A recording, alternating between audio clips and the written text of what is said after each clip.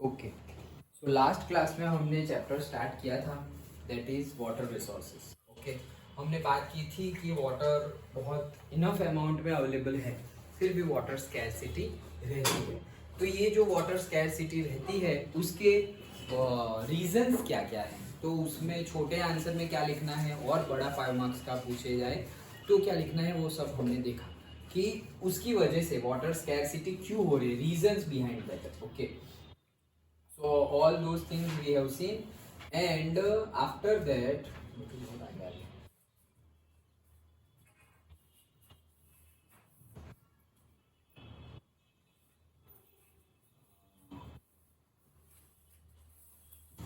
yes, reason for water scarcity यहाँ तक हमने देखा था, राइट? ओके, अब water scarcity and the need for water conservation and management. तो हमने रीजंस देख लिए हैं कि वाटर स्कैरसिटी के रीजंस क्या क्या है, और वो पहला 5 मार्क का क्वेश्चन बन सकता है, वो भी मैंने तुम्हें बताया था। और मेनली ये 5 रीजन थे कि भाई पॉपुलेशन का ग्रोथ, इंडस्ट्रियलाइजेशन का growth, urbanization, then water pollution and intense agriculture. Okay, ये रीजन हमने देखे थे। अब हम बात करते हैं कि गवर्नमेंट ने ये वाटर स्कैरसिटी तो है, तो फिर क्या भाई हम कर क्या रहे हैं, ऐसे ही बैठे हुए हैं? तो बोले नहीं, कुछ ना कुछ हम गवर्नमेंट ने ट्राई किया हुआ है, अभी भी बहुत सारी पॉलिसीज चल रही है। तो देखते हैं, according to the government and according to the analysis, approximately एक बंदे को एक दिन में 55 लीटर्स ऑफ वाटर चाहिए। सब कुछ आ गया उसमें, एक बंदे का, पर ह्यूमन बीइंग 55 लीटर्स, मतलब कि उसमें नहाना आ गया, पानी पीना भी आ गया, टॉयलेट लेटरिन जाएंगे तो फ्लश करेंगे हम, वो भी आ गया, खाना बनाना है वो भी आ गया, सब कुछ मिला के अप्रोक्सीमेटली 55 लीटर्स चाहिए पर पर्सन। 55 लीटर्स, अगर सपोज तुम 4 लोग रह रहे हो फैमिली में, तो इट नीड्स से 220 लीटर्स। ओके, उतना चाहिए, इतना ज्यादा। जस्ट इमेजिन 220 लीटर्स, मतलब हमारे घर छत पर जो टैंक होती है वो 1000 लीटर की होती है। कितनी? 1000 लीटर्स। तो इसीलिए तो एक दिन में खत्म हो जाती है, क्योंकि 4 लोग रह रहे हैं तो 220 लीटर्स हो गया, तो फिर वैसे ही खत्म हो जाएगी धीरे धीरे धीरे। क्यों? क्योंकि वो तो 1000 की होगी, और अगर हम ऐसे रेगुलर यूज करें तो फिर चलेगी, अदरवाइज क्या हो जाएगी, एम्प्टी। इसलिए तो हमें हर रोज पानी नीचे से ऊपर भेजना पड़ता है। तो ये तो सिर्फ अप्रोक्सीमेशन है, ये पूछा नहीं जाएगा। पूछा क्या जाएगा एक एक मार्क में कि गवर्नमेंट ने क्या क्या किया। तो गवर्नमेंट ने एक मिशन लॉन्च किया है जिसका नाम है JJM, दैट इज जल जीवन मिशन। रीजन क्या है ये मिशन का, क्यों ये लाना पड़ा? To improve the quality of life and enhance the ease of living of people, specially those in rural areas. तो जो गांव के लोग हैं उनकी क्वालिटी ऑफ लाइफ को इम्प्रूव करने के लिए, और उनकी भी क्वालिटी का, मतलब पूरी क्वालिटी ऑफ लाइफ को इम्प्रूव करने के लिए ये जल जीवन JJM जल जीवन मिशन हमें लाना पड़ा। ओके, क्यों लाना पड़ा? To improve the quality of life, और उसमें भी पर्टिकुलरली जो रूरल एरिया है, मतलब गांव के एरिया है, उनकी क्वालिटी ऑफ लाइफ इंप्रूव करने के लिए, related to water, related to water quality of life improve करने के लिए जल जीवन मिशन लाया है। और इसका गोल, ऑब्जेक्टिव और पर्पस क्या है? So first, every rural household get assured supply of portable piped water. मतलब इसका गोल है कि हर गांव में पाइपलाइन थ्रू पानी मिलेगा, और गांव में जितने भी घर है वो सब घर में मिलेगा पाइपलाइन थ्रू। जैसे कि हमारे घर में तुमने देखा ही होगा, मैंने तो देखा है आज से, मतलब ऐसा समझ लो कि 5-6 साल पहले वो चीज़ नहीं थी। क्या कि म्यूनिसिपालिटी की जो पाइपलाइन है जिसमें से पानी आता है वो नहीं था। बिफोर 5 ईयर्स 6 ईयर्स ही आया है, 5 ईयर्स मान लो ज़्यादा से ज़्यादा।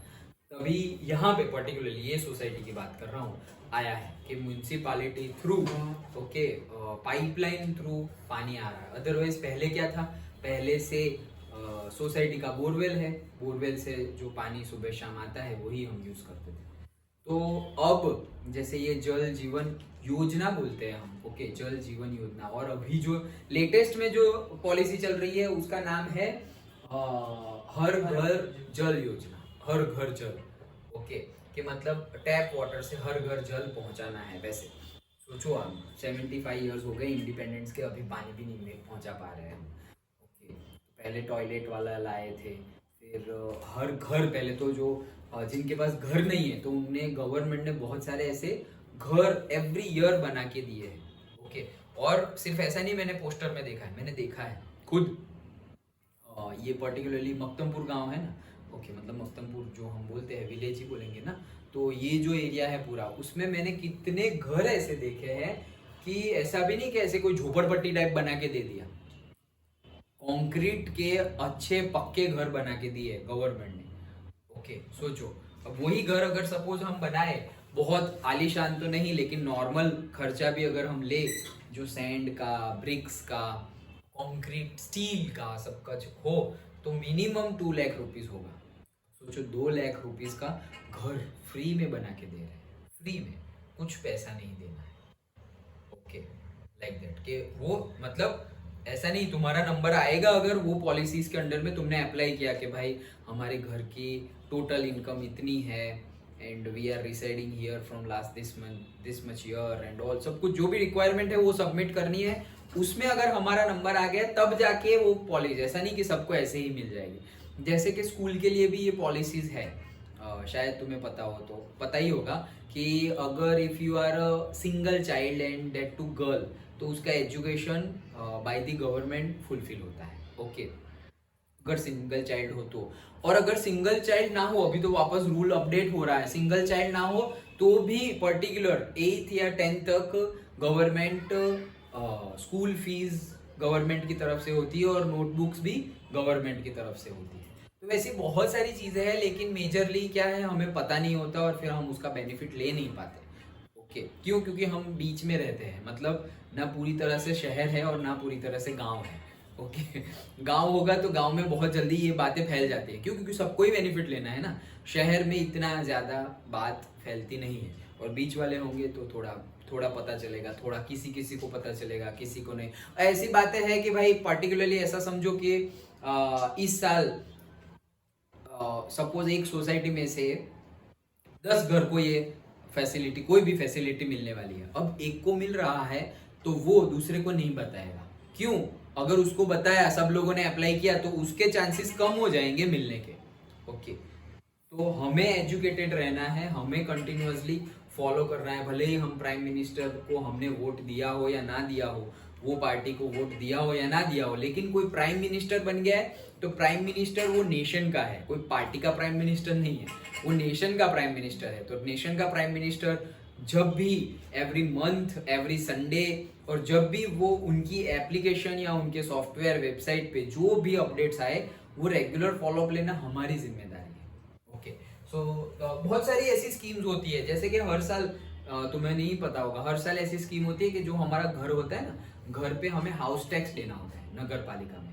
ओके, तो एवरी ईयर पर्टिकुलर डेट तक अगर तुम पहले से सबमिट कर दो तो उसमें तुम्हें 10% का डिस्काउंट मिलता है, गवर्नमेंट देती है 10% का डिस्काउंट। मतलब अगर हाउस टैक्स तुम 1000 रुपीज तुम्हारा हाउस टैक्स है, तो 10% डिस्काउंट मतलब 100 रुपये बच गए तुम्हारे। तो अभी तुम्हें 900 रुपये ही पे करने हैं, लेकिन गवर्नमेंट ने बोला होगा कि भाई 31 अप्रैल से पहले पे करने हैं, 30 अप्रैल से पहले पे करना है। 30 अप्रैल होती है, 31 अप्रैल तो होता भी नहीं ना, 30 डेज है, सितंबर, अप्रैल, जून, हाँ, तो 31 अप्रैल नहीं होता। तो मतलब पर्टिकुलर डेट में अगर हम पे कर दे तो डिस्काउंट, लेकिन ये चीज कितनों को नहीं पता होती। और फिर गवर्नमेंट का वो भी होता है कि तुम पे नहीं करोगे तो उसके ऊपर पेनल्टी लगेगी। ओके, तो वो ऐसे घर पे आके देके चले जाते हैं, लेकिन बताते, अगर नहीं पे किया तो वापस आएंगे नहीं। लेकिन जब हम पे करने जाएंगे, कई कई लोगों के तो बहुत टाइम के पे करने बाकी होते हैं, मतलब सपोज 4 साल, तो 4 साल का हाउस टैक्स भरना बाकी है, होता है ऐसा। ओके, तो घर में तो रह रहे हैं 4 साल से, हाउस टैक्स पे नहीं किया, अब क्यों पे करने का मन हो गया? क्योंकि कई जगह पे डॉक्यूमेंट के तौर पे हमें देना है कि हाउस टैक्स जो तुमने पे किया होगा उसकी रिसिप्ट दो। बोले पे ही नहीं किया तो रिसिप्ट कहाँ से होगी? फिर पे करने जाएंगे। अब 4 ईयर का क्यूमुलेटिव इंटरेस्ट लगाएगी गवर्नमेंट, गवर्नमेंट को तो फायदा ही है उसमें। ओके, तो ये अगर हम सोचे कि हाँ चलेगा, कहाँ ऐसा है, कुछ चलेगा नहीं, ज्यादा देना पड़ेगा। ओके, सो इससे अच्छा है बी रेगुलर। सो ये ऑब्जेक्टिव था और दूसरा यही चीज बताई गई है, every person get 55 litre pipe water supply on regular basis.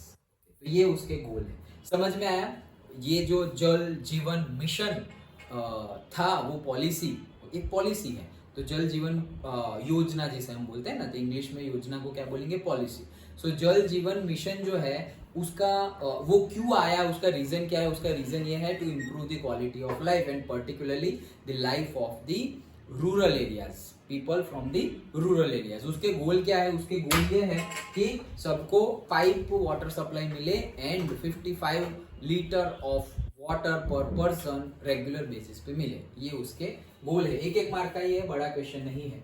तो अब बात आती है कि भाई अगर ऐसा ही चलता रहा वाटर स्कैरसिटी, और सिर्फ स्कैरसिटी मतलब again not only the shortage of water but bad quality of water also included. तो अगर ऐसा ही चलता रहा तो क्या होगा? Why do we need for water conservation and management? क्यों करना है? छोड़ दो ना भाई, नहीं करते। लेकिन ये प्रॉब्लम्स होंगे। क्या प्रॉब्लम्स होंगे? हेल्थ हैजार्ड होंगे। अगर सही सही वाटर नहीं है तो हेल्थ हैजार्ड होंगे। फूड सिक्योरिटी, सही सही फूड क्वांटिटी में मिलेगा नहीं। पानी नहीं है, क्रॉप ज्यादा नहीं होंगे, और ज्यादा नहीं होंगे तो कई लोगों को मिलेगा, कई को नहीं मिलेगा। क्यों? क्योंकि प्राइस हाई हो जाएंगे। होते हैं ना, फिर सपोज 200 रुपीज टमाटर हो गए तो जो 200 स्पेंड कर सकते हैं वो खाएंगे, और नहीं कर सकते वो नहीं खाएंगे। ओके, तो वाटर फूड सिक्योरिटी भी नहीं रहती है। देन इकोसिस्टम डिग्रेडेशन, तो जो पूरा हमारा इकोसिस्टम है, अगर वाटर सही सही नहीं है, ground water and overall water सही सही नहीं है एनवायरनमेंट में, तो इकोसिस्टम भी डिग्रेड करेगा। और इकोसिस्टम डिग्रेड करेगा और फिर क्या होगा? फिर इकोलॉजिकल क्राइसिस भी हो सकता है। इकोलॉजिकल क्राइसिस मतलब बहुत खराब सिचुएशंस के, मतलब पानी है ही नहीं, 1-2 साल से पानी नहीं है। ओके, फ्लड आ गया, ड्रॉट आ गया, वैसे सिचुएशंस, तो उसको बोलेंगे हम इकोलॉजिकल क्राइसिस। फ्लड भी और ड्रॉट भी, दोनों। तो ये सारी प्रॉब्लम्स हो सकती है। These are the reasons because of which we have to conserve and manage the water. Okay, so we don't get to see this problem, so it is better that we conserve and manage the water. हम कभी भी ये सब problems face करना नहीं चाहते, तो problem face नहीं करना चाहते, दैट्स वाई हमें उसको कंजर्व और मैनेज करना चाहिए। डन। तो अगर 2 मार्क्स में छोटा सा क्वेश्चन पूछ सके कि भाई why do we need to conserve and manage the water, तो उसके लिए हमें यही 4 पॉइंट लिखने हैं। 1 मार्क या 2 मार्क में पूछा जा सकता है कि भाई क्या होगा, problems we have to face. कौन सी problem? So we have to face water, मतलब वाटर ही नहीं मिलेगा तो हेल्थ हैजार्ड होगी। हेल्थ हैजार्ड होगी, फिर फूड सिक्योरिटी वाला, सबके सेंटेंस लिखने हैं, ये तो ऐसे के कीवर्ड्स है। तो health hazard, food security in the sense food enough amount में नहीं अवेलेबल होगा। देन इकोलॉजी, हमारा जो इकोसिस्टम है वो डिग्रेड करेगा। एंड थर्ड, अगर डिग्रेड करेगा तो वर्स भी हो सकता है, मतलब कि इकोलॉजिकल क्राइसिस भी हो सकता है। डन, समझ में आ गया? पक्का? ओके, चलो आगे बढ़ते हैं। सो फिर क्या कर सकते हैं हम? ये जो मैनेज करना है, वो मैनेज करने के लिए क्या कर सकते हैं हम? मैनेज करना है और कंजर्व करना है तो क्या कर सकते हैं? So how to conserve and manage the water. So hydraulic structure बना के हम उसका सॉल्यूशन क्या है? Hydraulic structure, such structures with the help of which we can store water and manage its flow. मतलब हाइड्रोलिक स्ट्रक्चर मतलब ऐसे structure जिसकी हेल्प से हम वाटर को स्टोर भी कर सके और उसको एक पर्टिकुलर डायरेक्शन भी दे सके, उसके फ्लो को एक पर्टिकुलर डायरेक्शन दे सके, उसको बोलते हैं हम hydraulic structure. With the help of which we can store the, 2 function है, to store the water and to give the direction of flow, के फ्लो जो वाटर फ्लो हो रहा है उसको डायरेक्शन दे सके। तो ये सारे हाइड्रोलिक स्ट्रक्चर्स है, जैसे कि डैम्स, रिजर्वायर्स बना सके हम, डैम बनेगा तो रिजर्वायर होगा ही। देन कैनाल बना दी एंड लेक्स बना दिए। तो ये different types of artificial, not natural, different type of artificial man made hydraulic structures है to conserve and manage the water problem. मतलब to conserve and manage the water. Understood? अब ये हमें सारे नहीं पढ़ने हैं, हमें सिर्फ पढ़ना है डैम्स, बाकी हाइड्रोलिक स्ट्रक्चर्स हमारे सिलेबस में नहीं है। ओके, तो स्टार्ट करते हैं मल्टीपर्पज रिवर प्रोजेक्ट से इंटीग्रेटेड वाटर रिसोर्स मैनेजमेंट। तो ऐसा नहीं है, ये फोटोग्राफ क्या शो कर रहा है कि ऐसा नहीं है कि ये सब अभी नया नया है। हमारे एंशिएंट इंडिया में जब वाटर क्राइसिस इतना था भी नहीं, अभी तो हम बोल सकते हैं कि वाटर क्राइसिस है, लेकिन वाटर क्राइसिस पहले था भी नहीं, फिर भी हम ऐसे हाइड्रोलिक स्ट्रक्चर्स बनाए थे और उसका यूज करते थे। Particular types of wells, dams, ये सब बनाया था और उसका हम यूज करते थे। तो ये सारे ओरिजिनल फोटोग्राफ्स है डिफरेंट डिफरेंट लोकेलिटीज के, इंडिया के ही, कि वहां पे वाटर को स्टोर किया जाता था और फिर सही समय पर उसका यूज कर लिया जाता था। ओके क्या फोटोज सब एंशिएंट इंडिया की है। ओके पूरा पुरानी ही है, मतलब अभी सपोज ये जगह तो है लेकिन अभी हम ये वाटर को यूज नहीं कर रहे हैं, लेकिन पहले लोग यूज करते थे। जैसे कि अभी वर्ल्ड कप था, अहमदाबाद में वर्ल्ड कप की फाइनल थी, तो कई सारे सेलिब्रिटीज और नरेंद्र मोदी सबको दिखाने गए थे कि ये पर्टिकुलर टाइप्स ऑफ वो जो वेल और वो सब हमने बनाया था पहले एंशिएंट टाइम पे। ओके तो एंशिएंट मतलब नॉट रिसेंट, वैसे इन दैट सेंस एंशिएंट बोल रहे हैं, क्योंकि डिफरेंट डिफरेंट डायनेस्टी, चोला डायनेस्टी में अलग था, गुप्ता डायनेस्टी में अलग था, राष्ट्रकूटा डायनेस्टी में अलग, सब डायनेस्टी में अलग अलग सबने अपने अपने कंस्ट्रक्शन किए थे। मैं बोल रहा हूँ एंशिएंट, उसका मीनिंग है कि अभी रिसेंट 200-300 ईयर्स के पहले की बात चल रही है ऐसे। ओके तो तब के फोटोग्राफ्स है, तो अभी भी वो कंस्ट्रक्शन है, लेकिन प्रॉब्लम मतलब हो क्या रहा है, वो कंस्ट्रक्शन का हम अभी यूज नहीं कर रहे। क्यों? बिकॉज वी आर ऐसा हम समझते हैं कि अगर उसका यूज करें इससे अच्छा तो हम और कोई, मतलब टेक्नोलॉजी बढ़ी है सही सेंस में, कि टेक्नोलॉजी इतनी हाई प्रोफाइल हो गई है कि यहाँ पहले पानी भरेगा, वो मॉनसून का पानी सब जगह से हमें स्ट्रीम यहाँ तक देनी पड़ेगी, तो जहाँ जहाँ बारिश हुआ तो स्ट्रीम यहाँ कनेक्ट करनी पड़ेगी, तब जाके यहाँ पानी भरेगा। लेकिन अब क्या है, टेक्नोलॉजी इतनी बड़ी है, जहाँ गिर रहा है वहीं से हम डायरेक्शन चेंज कर देते हैं। ओके सो हम मेजरली अभी इसका यूज नहीं कर रहे। अभी भी जो यूज हो रहा है वो हो रहा है, लेकिन वो कौन से पर्पस के लिए हो रहा है? एग्रीकल्चर पर्पस के लिए। जो पहले के ये हाइड्रोलिक स्ट्रक्चर है उसका अभी जो भी यूज हो रहा हो वो एग्रीकल्चर पर्पस के लिए यूज होता है, डोमेस्टिक पर्पस के लिए अभी यूज नहीं होता है। तो अब आते हैं हम hydraulic structures in ancient India. देखो ये जो फोटोग्राफ्स है उसी में से ये उसके मतलब स्मॉलर वर्जन है। तो यही है जो एंशिएंट इंडिया में स्ट्रक्चर्स थे वो। देखो first point, in the first century BC, before Christ, पहला मतलब जब से हमने ये ईयर गिनना स्टार्ट किया उससे भी पहले, बिफोर क्राइस्ट। ईयर गिनना कब स्टार्ट किया? क्राइस्ट के बर्थ से। क्राइस्ट के, जीसस क्राइस्ट के बर्थ को हम बोल देते हैं 1 जनवरी 0001 ऐसे। फर्स्ट डेट मंथ जनवरी और ईयर 0001 पहला ईयर ऐसे। कब? जीसस क्राइस्ट के बर्थ को। तो उनसे पहले ऐसा थोड़ी है कि उनसे पहले दुनिया नहीं थी। हमारा तो पूरा मेन जो हिस्ट्री है वो तो सब वही टाइम पीरियड की है। गौतम बुद्धा हो गए थे तो उससे पहले हुए थे। ओके सब कोई उनसे पहले हुआ था, राम जी, कृष्ण जी, गौतम बुद्धा सब कोई पहले ही हुए थे। तो अब वो कैसे डिफाइन करें? तो हमें तो पहले का भी संभालना है और लेटेस्ट भी संभालना है। तो अब हम क्या बोल दे रहे हैं कि जो जो ऐसी जगहें है, मतलब एंशिएंट कल्चर है, जैसे कि हमारा एंशिएंट कल्चर है इंडिया का, इजिप्ट का एंशिएंट कल्चर है, साउथ अफ्रीका में पर्टिकुलर लोकेलिटी है वहां पे एंशिएंट कल्चर है। तो वहां अगर डेट सिस्टम यूज करेंगे तो कैसे करेंगे? तो वहां हम बोलेंगे बिफोर क्राइस्ट। तो बिफोर क्राइस्ट भी अगर पहला ईयर है 1 ईयर बिफोर क्राइस्ट। अगर तुम 2 साल पहले की बात कर रहे हो, बिफोर क्राइस्ट का जन्म अगर सपोज 2020 में हुआ और तुम बात कर रहे हो 2018 की, तो 2 साल पहले हो गए, तो हम क्या बोलेंगे? 2 इयर्स बिफोर क्राइस्ट। ऐसे समझ में आया? अगर कृष्ण जी के टाइम की बात करें तो हम क्या बोलेंगे? 5000 इयर्स बिफोर क्राइस्ट ऐसे। ओके गौतम बुद्धा जी की बात करें तो हम बोलेंगे अप्रोक्सीमेटली 600-700 इयर्स बिफोर क्राइस्ट वैसे। ओके तो वैसे फर्स्ट सेंचुरी की बात है। सेंचुरी मतलब 100 इयर्स। तो बिफोर क्राइस्ट के पहले के 100 इयर्स, बिफोर क्राइस्ट के पहले के 100 इयर्स, उसमें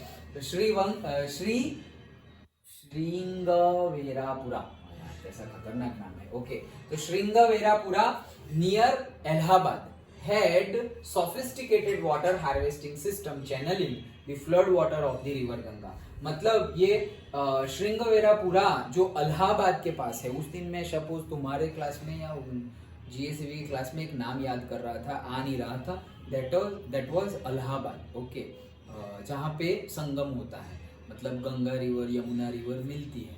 ओके, सो अलाहाबाद है यूपी में. ओके, सो अलाहाबाद, वहां पे सोफिस्टिकेटेड मतलब यूजफुल ऐसे हाइड्रोलिक स्ट्रक्चर्स बनाए थे. क्यों बनाए थे? जब भी रिवर गंगा में फ्लड आ जाए, फ्लड आए जब भी.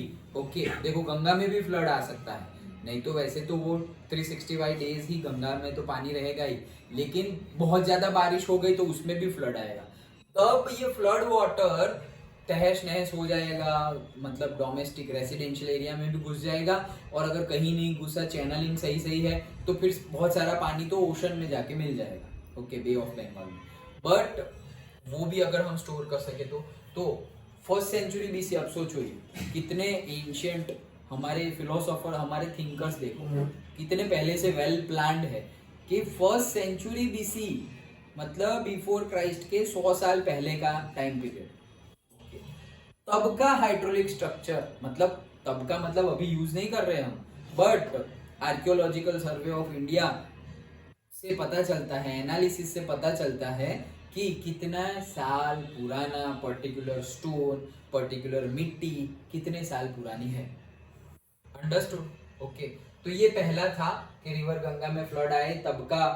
उसके लिए इलाहाबाद में सोफिस्टिकेटेड मुझे श्रीरंग ही याद रहता है, इसलिए मैं बार बार पढ़ रहा हूँ. लिखता तो मैं हूँ श्रृंगावेरापुरा, वो लिखता तो हूँ श्रृंगावेरापुरा, लेकिन मुझे याद क्या रहता है? श्रीरंगपुरा, क्योंकि मैं पहले से ही ऐसे याद रखा है.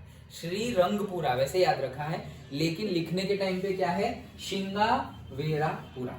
ओके, तो श्रृंगावेरापुरा इलाहाबाद में, वहां सोफिस्टिकेटेड वाटर हार्वेस्टिंग सिस्टम है कि फ्लड आए तो फ्लड के वाटर को चैनल करके, जब रिवर गंगा में फ्लड आए तो वो वाटर को चैनलाइज करके उसको स्टोर किया जा सके. ये पहला था. इंडिया ओल्डेस्ट हाइड्रोलिक स्ट्रक्चर, सबसे पुराना ये था.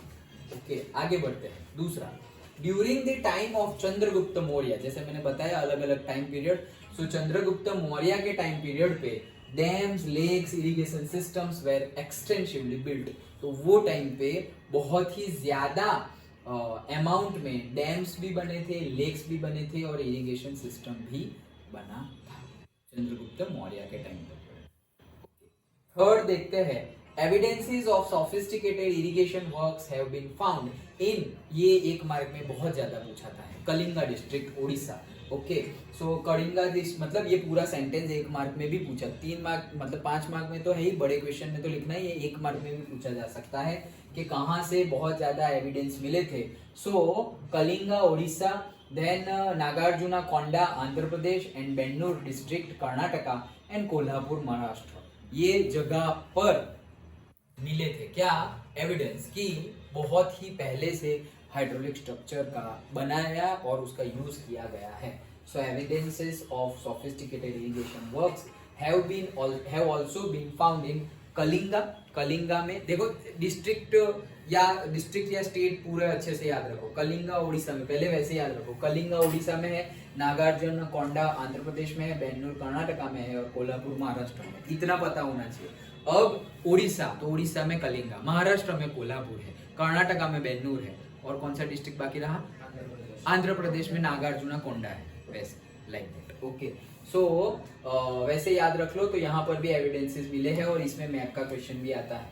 ओके, वो हम बाद में देखेंगे. नेक्स्ट पॉइंट, इन दी 11th सेंचुरी, बस ऐसा नहीं है कि सब कुछ पहले का ही टाइम पीरियड है.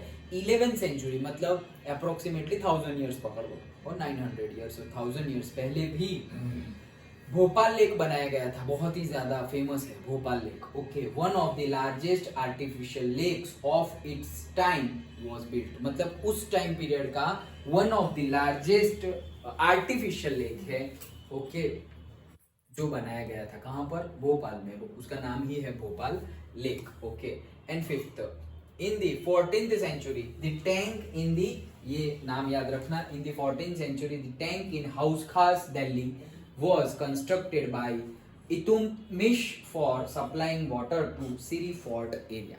Okay, so particularly ये सब नाम ये इल्तुतमिश नाम कहाँ आता है पता है? वो कुतुब मीनार और वो कंस्ट्रक्ट किया था ना, तब नाम आता है. Okay, so in 14th century the tank in the Hauz Khas Delhi was constructed by Iltutmish for supplying water to Siri Fort area.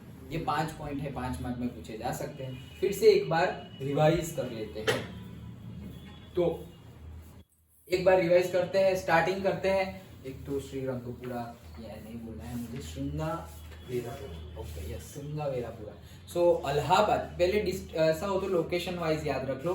Allahabad वाला पहला पॉइंट, देन चंद्रगुप्त डायनेस्टी वाला दूसरा पॉइंट, देन तीसरा पॉइंट कौन सा कि बहुत सारे जो पॉइंट है हमारे, बहुत सारे लोकेशंस है वो. Then fourth point 11th century Bhopal lake, और fifth point 14th century Delhi वाला. ओके, तो वैसे याद रख लो. सो पहला पॉइंट फर्स्ट सेंचुरी बीसी जो इंडिया का ओल्डेस्ट हाइड्रोलिक स्ट्रक्चर है. Okay, that is Shringaverapura in Allahabad, जो गंगा में अगर फ्लड आ जाए तो उसके वाटर को चैनलाइज करने के लिए हाइड्रोलिक स्ट्रक्चर बनाया गया था, which was the oldest Indian hydraulic structure. दूसरा पॉइंट तो ये पहला वहां का तो खत्म हो गया. देन दूसरा point Chandragupta Maurya time period वाला. तो चंद्रगुप्त मौर्य टाइम पीरियड में बहुत ज्यादा डैम्स, लेक्स, इरिगेशन सिस्टम्स बनाए गए थे और यूज किए गए थे, extensively built. Okay, third point, अब वो वही के evidence of sophisticated hydraulic structures in से उड़ीसा में कलिंगा, महाराष्ट्र में कोल्हापुर, आंध्र प्रदेश में नागार्जुना कोंडा, और क्या बाकी रहा?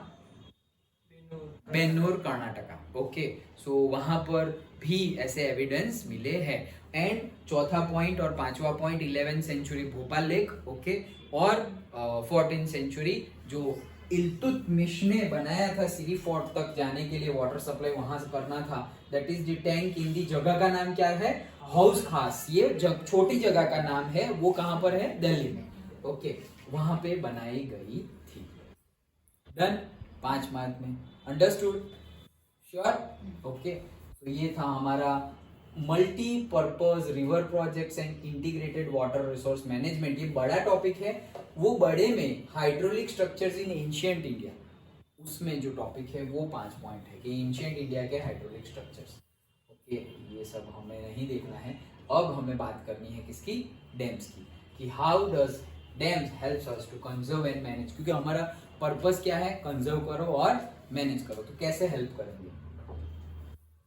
ओके, बहुत ही इजी क्वेश्चन. डैम्स क्या? डैम क्या होता है? Dam is a barrier. एक बैरियर है. बैरियर मतलब जो रोके, ऑपोज करे. वो किसको रोकेंगे? वाटर के फ्लो को रोकेंगे. So damn is a barrier across the flowing water that obstruct, वो रोकेगा. डायरेक्ट सिर्फ रोकेगा और फिर चैनलाइज भी करेगा. That is direct. और रिटार्ड्स, और क्या करेगा? अगर चेक डैम है तो रिटार्ड मतलब रिटार्डेशन, फिजिक्स. ओके, मतलब एक्सीलरेशन का उल्टा. रिटार्डेशन मतलब उसकी स्पीड को क्या? स्लो कर देगा, कम कर देगा. तो वो चेक डैम. ये बड़ा डैम स्पीड कम नहीं करेगा. बड़े डैम से तो पानी आगे जाएगा ही नहीं. लेकिन चेक डैम्स होंगे छोटे छोटे, उससे क्या होगा कि वो भर जाएगा, फिर जाके आगे जाएगा, तो उसकी स्पीड कम हो जाएगी. दैट इज चेक डैम्स होते हैं वो. So retards the flow often creating a reservoir, lake और से इम्पाउंडमेंट. तो रिजर्वायर, लेक और इम्पाउंडमेंट मतलब कि जगह. तीनों का मीनिंग क्या है? जहां पर जगह होती है वाटर स्टोरेज के लिए. ओके, तो उसको बोला जाता है डैम. अब 2 टाइप के डैम्स हैं. क्लासिफिकेशन 1 मार्क में शायद पूछा जाए कि कितने टाइप्स के डैम्स हैं. 2 टाइप के डैम्स होते हैं. On the basis of material, के मटेरियल के बेस पे, and on the basis of height. Height वाला तो एकदम इजी है. Low height, medium height and height, एकदम हाई हाइट. ओके, तो वो तो कुछ नहीं है, यहीं पे है. एक होते हैं टिम्बर डैम्स. मतलब टिम्बर वुड जो होता है ना, टिम्बर वुड का नाम है, टिम्बर ट्री का नाम है, टिम्बर ट्री और timber wood. So timber dams made up of woods, तो वो है. ओके, उसकी स्ट्रेंथ हम पता ही विजुअलाइज ही कर सकते हैं. वुड का है तो जितने उसके अकॉर्डिंगली उसकी स्ट्रेंथ होगी. दूसरे होते हैं मैसोनरी डैम्स, जो हम अभी आज की डेट में बनाते हैं वो इंडिया में. That is made up with the rocks, bricks and concrete. Third होते हैं एम्बैंकमेंट डैम्स. मतलब एम्बैंकमेंट में मैसोनरी आइटम्स तो यूज करनी, सब कुछ यूज कर लिया तुमने. पूरी जितनी भी टेक्नोलॉजी, जितना भी रिसर्च हुआ है आज तक, वो सब कुछ यूज कर लिया. इवन प्लास्टिक और वो सब भी यूज कर लिया तुमने.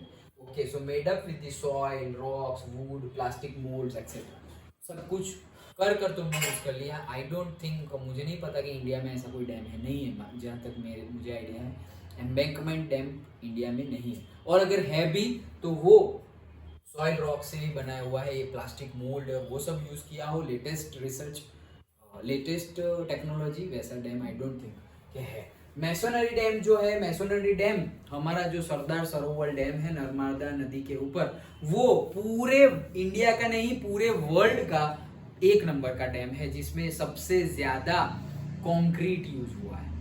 ओके, सबसे ज्यादा पूरे वर्ल्ड में ऐसा कोई डैम नहीं है जिसमें हमारे सरदार सरोवर डैम जो है, जहाँ पे स्टैचू ऑफ यूनिटी हम देखते हैं, उसमें जितना कंक्रीट यूज हुआ है उतना कंक्रीट पूरे वर्ल्ड में कोई हाइड्रोलिक स्ट्रक्चर में यूज नहीं हुआ है। मतलब इतना ज्यादा कि अगर जो हमारा वो 2 लेन रोड होता है ना, 2 लेन रोड हमारा जैसे मेन रोड है, 2 लेन मतलब एक जगह से जाना है एक जगह से आना है, वैसे 2 लेन जो रोड है, वैसे 2 लेन का रोड अगर हमारी जो अर्थ है उसके राउंड में अगर हम ऐसे बनाए तो वैसे भी 2 बार बन सकता है। 2 लेन का रोड अर्थ के बाहर ऐसे अर्थ की सरफेस पर ऐसे बनाए तो वो कितनी बार बन सकता है? 2 बार। उतना कंक्रीट यूज हुआ है, उतना कंक्रीट, मतलब उसको कुछ हो ना तो भरूच पूरा डूब जाए, नहीं विश करेंगे कैसा कुछ हो। ओके, बट ये तो बात है। ओके चलो, हाँ, so next uses of dams. तो डैम्स के हमें पता ही है सब तो, ओके, बट फिर भी डिस्कस कर लेते हैं, बुक में गिवन है। Traditionally dams were built to impound rivers and rain water that could be used later to irrigate the agriculture fields. Traditionally पहले से इसी पर्पज से बनाया जाता था कि जो भी एक्स्ट्रा रेन आ गया, फ्लड हो गया, वो सब वाटर को स्टोर करो। अब जब एग्रीकल्चर की जरूरत होगी, भाई रेन पूरे साल थोड़ी होगा, तो जब जरूरत होगी in the months of summers and winters, तब जाके हम वो वाटर का यूज कर सकते हैं। Today dams are built for, आज की डेट में डैम सबसे ज्यादा इलेक्ट्रिसिटी के लिए बनाए जाते हैं, पानी स्टोर वोर करने का, वो सब है purpose, secondary purpose. Main purpose क्या है? Electricity generation. So irrigation purpose, electricity generation, domestic and industrial uses, इसलिए भी चेक डैम्स भी बनाए जाते हैं क्योंकि वहाँ पानी भर जाए, और वहाँ पानी भर जाए तो उसके आसपास की जो इंडस्ट्रीज हैं उसको वाटर सप्लाई अच्छे से दिया जा सके, इंडस्ट्रीज को भी as well as domestic residential area को भी। Then recreation, inland navigation. Recreation, inland navigation मतलब रास्ता जहाँ से हम नेविगेट कर सके। अभी तो हम वाटरवेज का यूज करते ही नहीं है, लेकिन पहले वाटरवेज का यूज करते थे। यमुना में, गंगा में पहले वाटरवेज ही चलता था भाई, क्योंकि रोड्स इतने अच्छे थे नहीं, और रोड्स तो चलो मान लो, जमीन तो है ही, जमीन तो पहले से है, व्हीकल्स नहीं थे ना। तुम वो बुलोक कार्ट लेके कहाँ से कहाँ जाओगे? उत्तराखंड से जाना है गंगा रिवर में तो तुम पूरा यूपी, उत्तराखंड, यूपी सब क्रॉस करके वेस्ट बंगाल जाना है, तो बुलोक कार्ट में जाओगे तो कब पहुंचोगे? ओके, तो बोट में जाओगे तो जल्दी पहुंचोगे। सो पहले से हम यूज करते थे वाटरवेज, अभी यूज नहीं करते, लेकिन अब भी यूज कर सकते हैं। That is recreation. रिक्रिएशन, फिर से क्रिएट किया हमने इनलैंड वाटरवेज, मतलब कहीं बाहर नहीं जाना है, इंटरनेशनली कहीं नहीं जाना है, यहाँ से श्रीलंका नहीं जाना है भाई, ओके, बट जा सकते हैं, वो इंटरनेशनल वे हो गया, बट हम वो प्रेफर नहीं करते। हम क्या प्रेफर करते हैं? Flight, okay, aeroplane mode, okay, क्यों? क्यों? क्योंकि सब कुछ बेनिफिट है, पैसे, टाइम, ओके, पैसे उसमें थोड़े कम भी होते हैं, हाँ, चीपर होता है waterways, but time very very high, और से इंक्रीज्ड टाइम, ओके, इसीलिए लेकिन ये यूज कर सकते हैं। जैसे कि तुमने देखा होगा आज की डेट में भी नर्मदा रिवर में बहुत सारे लोग ट्रैवल करते हैं। नहीं, रिवर में रिस्की नहीं है, रिवर में रिस्की नहीं है, रिवर में रिस्की हो सकता है एक ही पर्पज से, क्रोकोडाइल से रिस्की है, बट वो भी कब रिस्की है? जब तुम बैंक में, रिवर है तो रिवर तो कितनी छोटी होती है भाई, ओके, तो बीच रिवर में तो तुम रात को रुकने नहीं वाले, बीच रिवर में, ओके, तो बैंक पे ही रुकोगे। तो जनरली जब भी बैंक पर रुके हम, तो सेफ एरिया देख के अगर हम सो जाए तो रिस्की नहीं है, ओके। अदरवाइज भले ही तुम्हारी बोट हो आसपास, भले ही क्रोकोडाइल हो, रिस्क नहीं है, वो ऐसे जंप करके अंदर नहीं आ जाएंगे। ओके, वो बाहर ही है, हम हिलट डुलन ऐसे कर रहे हैं, ले ले ले कुछ कर मस्ती कर रहे हैं तो कहाँ जाएगा वो। ओके, और अगर गलती से पलटी मार गई बोट पे तो गए, सबके सब गए। ओके, लेकिन वो ऐसा नहीं है कि भाई अंदर है, जैसे कि सांप, स्नेक, तो वो पानी में होगा तो वो जंप करके अंदर आ सकता है बोट में। वो सांप तो कुछ करता है नहीं। क्या नहीं कर, वो वाटर का जो स्नेक होता है वो काटता है तो कुछ नहीं होता, नहीं मतलब कई ऐसे होते हैं कि जहरीले होते हैं, मेजरली ऐसे नहीं होते। हाँ, मेजरली जो होते हैं वो जहरीले नहीं होते, बट रिस्क नहीं ले सकते ना भाई। Okay, so that is the thing. और फिश ब्रीडिंग के लिए भी ये छोटे छोटे डैम्स बनाए जाते हैं, मतलब कि पर्टिकुलर पानी भर जाए तो वहां पे पिस्सी कल्चर को फॉलो किया जाए, फिश ब्रीडिंग। ओके, समझ में आया। एक मार्क में शायद पूछा जाए कि डैम्स क्यों बनाते हैं, तो भाई इरिगेशन, इलेक्ट्रिसिटी, तो सबसे पहले इलेक्ट्रिसिटी, देन इरिगेशन, फिर सब लिख लो कि डोमेस्टिक इंडस्ट्रियल यूज के लिए, इनलैंड वाटरवेज के लिए, और फिश ब्रीडिंग के लिए। Dams are now referred to as a multipurpose projects, multipurpose project के तौर पे देखा जाता है। अब एग्जांपल्स ऑफ डैम्स, ओके, ये ओरिजिनल फोटोग्राफ्स है। So examples of dams in the Sutlej Beas river, तो ये सतलुज बियास रिवर जो है ऊपर जम्मू कश्मीर और उत्तराखंड में, ऊपर बियास रिवर उत्तराखंड, मैंने वहां रिवर राफ्टिंग किया था। Okay, so Bhakra Nangal dam project. Okay, तो भाखरा नागल डैम प्रोजेक्ट है, वो किस पर्पज से बिल्ड किया गया था? Hydro electricity production and irrigation. सारे इस पर्पज से नहीं किए जाते, लेकिन ये यही पर्पज से किया गया था। महानदी बेसिन जो डैम है, Hirakud dam, okay, Mahanadi river के ऊपर, तो उसका पर्पज था water conservation, not generation of electricity. वहां पे पानी को स्टोर करना ज्यादा इंपॉर्टेंट था, तो water conservation and flood control. Okay, हाँ सर ये स्पेलिंग वगैरह या स्पेलिंग ये है हीराकुंड का? क्या क्या क्या, ये गलत स्पेलिंग है, हीराकुंड है KUND। ओके, जो स्पेलिंग है वही है, यहाँ गलत हो गया है। डन। ओके, सो हीराकुंड पर्पस कि भाई भाखरा नागल डैम था, सतलुज बियास रिवर का नाम याद रखना, ये सब मैप में काम आएगा। सो भाखरा नागल डैम है सतलुज बियास रिवर के ऊपर, दो रिवर है, सतलुज और बियास रिवर के ऊपर। उसका पर्पस क्या था? Hydro electricity generation and irrigation. और महानदी बेसिन जो है, बेसिन देखो वर्ड ही यूज किया गया है, महानदी बेसिन, महानदी डैम नहीं बोलते, महानदी बेसिन बोलते हैं, मतलब कि वाटर कंजर्वेशन, स्टोरेज के लिए बनाया गया था। ओके, एंड फ्लड कंट्रोल के लिए भी बनाया गया था। वैसे महानदी में उतना कुछ फ्लड आता नहीं है, बहुत ज्यादा अगर बारिश हो गई तो फ्लड आने के चांसेस है। हाँ, तो जवाहरलाल नेहरू ने उस टाइम पे बताया था, मतलब आज से 75 इयर्स और 60 इयर्स पहले बताया था, dam is the temple of modern India. Okay, Jawaharlal Nehru ने, एक मार्क में पूछा जा सकता है ये किसका सेंटेंस है, तो जवाहरलाल नेहरू ने ये बताया था कि dams are the temples of modern India, के आज की डेट के जो टेम्पल्स है वो क्या है? डैम्स। क्यों? क्योंकि वो बहुत ही ज्यादा लाइफ प्रोवाइड करते हैं टू द पीपल। ओके, शायद मैंने वो GSEB को बताया था अभी ही थोड़े दिन पहले ही, मतलब मैंने कुछ, या तुम्हें ही बताया था कि इंटरव्यू देखा था, तो उसमें बताया था कि, तुम लोगों को ही बताया था शायद, कि वो केदारनाथ एंड बद्रीनाथ आधे हिमालय को खाना खिलाते हैं, लाइक दैट। तो मतलब वो पर्पस क्या, कि लोग जाएंगे तो वहाँ के लोगों को भी, जैसे कि केदारनाथ बद्रीनाथ आधे हिमालय को खाना खिलाते हैं, वैसे ही जम्मू कश्मीर तो अब से पहले, मतलब before 1 year 2 year 100% tourism industry के ऊपर डिपेंड था, 100%। वहां कोई ऐसे इंडस्ट्रीज और वो सब नहीं, 100% इन द सेंस मेजरली कहना चाह रहा हूँ, एग्जैक्ट 100% नहीं। वहाँ के फ्रूट्स एंड फ्लावर्स बहुत फेमस है, वहां से एक्सपोर्ट होते हैं पूरे इंडिया में भी और आउटसाइड इंडिया भी। ओके, बट और वहाँ का वुड भी बहुत अच्छा होता है, तो बैट भी बहुत अच्छे मिलते हैं। अगर तुम जम्मू कश्मीर में जाओ ना, तो कश्मीर भी लो, वहाँ पे बैट बहुत अच्छे अच्छे मिलते हैं। मैं पहली बार गया था ना, तो मैं 7 बैट्स लाया था, 7। दूसरी बार गया था तो 21 बैट्स लाया था। ओके, इतना मतलब छोटा था, तो मम्मी दिला रहे थे, हाँ ले ले ले तुमको, अरे वाह क्या है, तो इतने ज्यादा बैट लेके आया था। फिर मतलब मेरे चाचा है, वो खेलते हैं कंटिन्यूअसली। अभी उनकी एज मोर देन 50 है, आज की डेट में भी खेलते हैं और लास्ट 30 ईयर्स से खेल रहे हैं। मतलब यंग है तब से ही खेल रहे हैं, ओके। आज की डेट में भी खेलते हैं। तुम उनको देख के बोल नहीं सकते कि इनकी एज 50 से ऊपर है, उतने फिट है।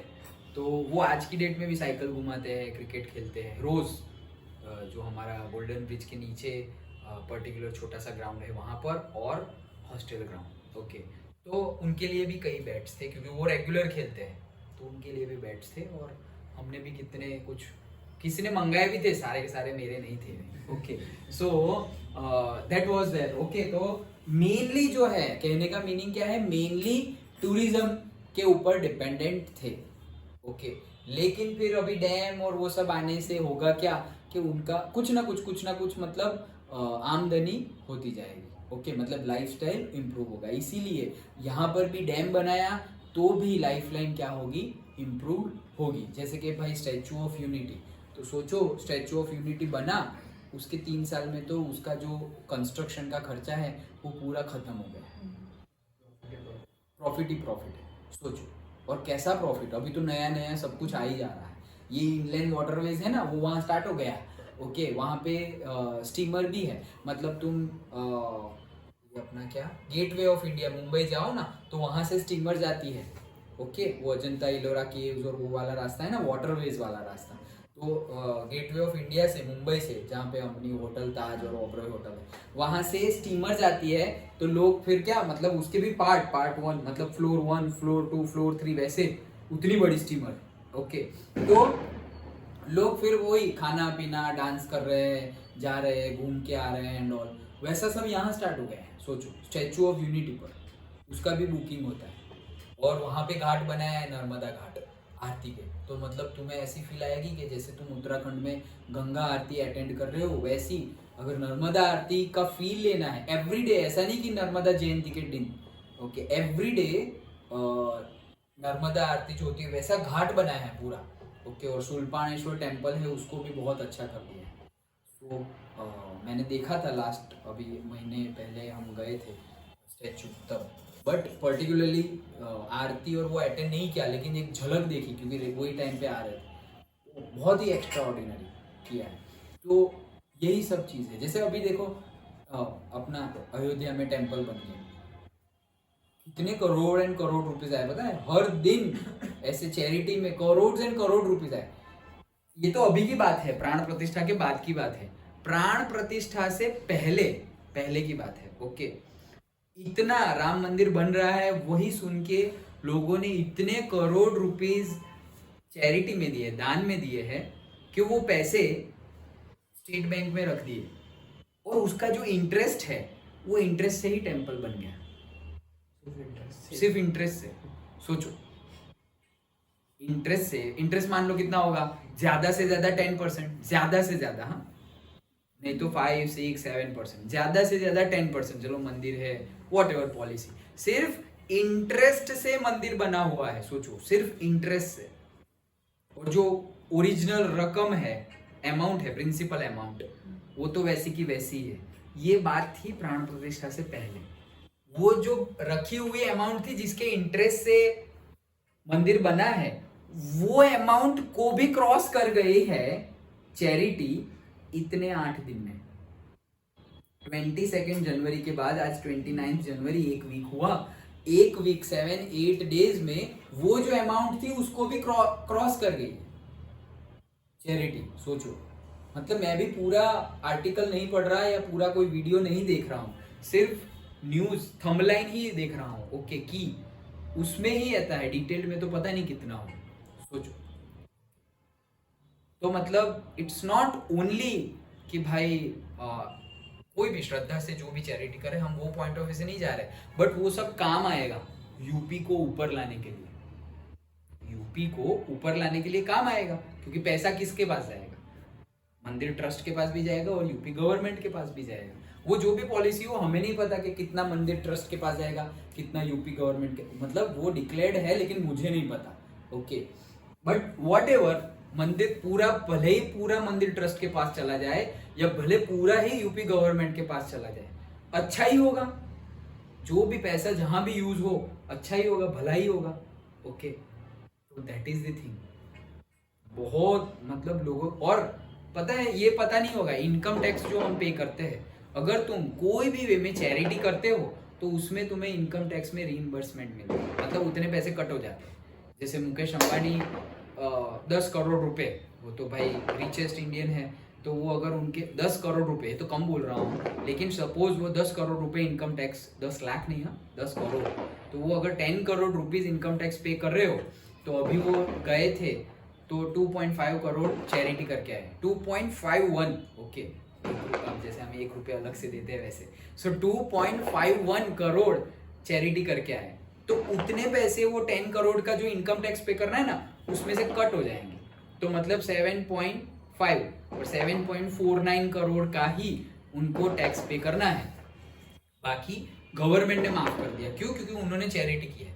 कोई भी टाइप की चैरिटी हो सकती है, इट्स नॉट ओनली कि तुमने यहाँ टेम्पल में चैरिटी की, तुम कोई एनजीओ को चैरिटी कर सकते हो, ओके, जो नॉन गवर्नमेंट हो और कोई प्रॉफिट के लिए काम ना कर रहे हो, ओके, वैसे ही लोग सोशल एक्टिविटीज जो कर रहे हो उनके लिए भी चैरिटी कर सकते हैं। तो ये सारी चीजें हैं, तो ये तो सब अच्छी अच्छी बातें हो गई, ओके, चैप्टर आधा खत्म हो गया, आधे से ज्यादा, बट ये सब अच्छी अच्छी बातें हैं हमारी। तो डैम्स भी इतने अच्छे हैं, इतना कामकाज मिल रहा है, पैसे मिल रहे हैं, ग्रोथ हो रहा है, टेम्पल्स ऑफ इंडिया बोल दिया, मॉडर्न इंडिया, तो फिर उसका विरोध, उसका ऑपोज क्यों होता है जब बनते हैं तब, ओके, वो हमारा नेक्स्ट टॉपिक है कि in the recent years multipurpose projects and large dams have come under great scrutiny and opposition. मतलब स्क्रूटिनी मतलब बहुत ज्यादा डिटेल्ड रिसर्च कर रहे हैं सब, उसके ऑपोज में क्रिटिसाइज करना, इन शॉर्ट पर्टिकुलर टॉपिक ढूंढ ढूंढ के उसको क्रिटिसाइज करना,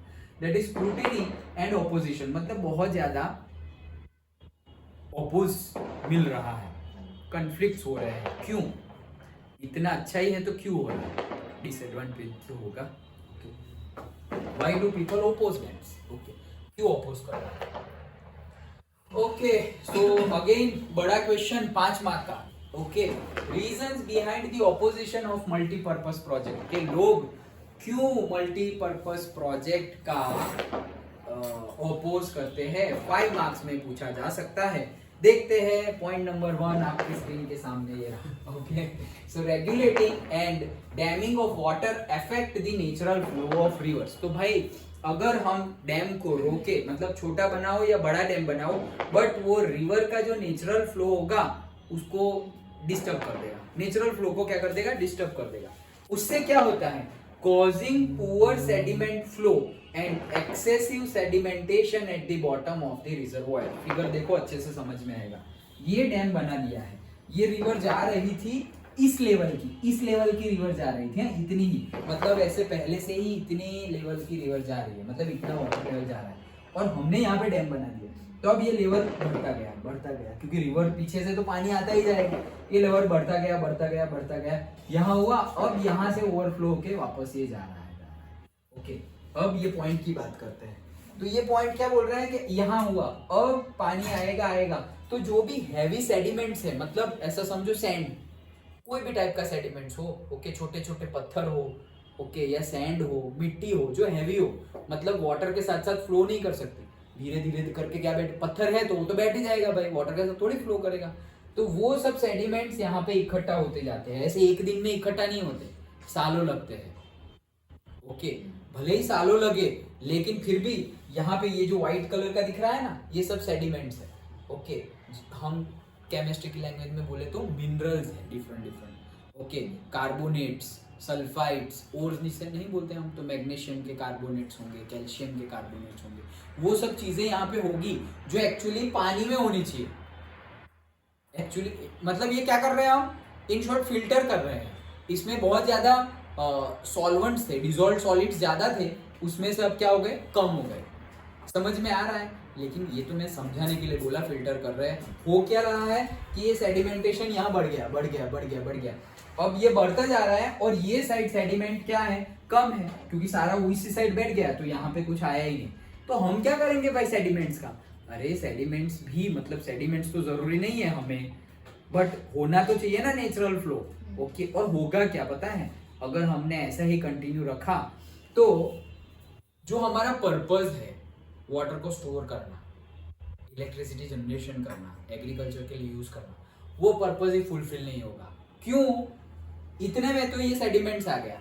पहले तुम्हारा पानी ये लेवल से यहां तक का स्टोर हो रहा था, तो इतने में सेडिमेंट है, पानी का लेवल देखो इतना ही रह गया और सेडिमेंट भर जाएगा यहां तक, तो पानी आएगा ओवरफ्लो के चला जाएगा। स्टोरेज कितना है तुम्हारे पास? इतना। अब बोलेंगे ओ हमारे पास तो बहुत ज्यादा पानी का स्टोरेज है। अरे कुछ नहीं है, इतना ही है, नीचे तो सब कचरा है, मड है।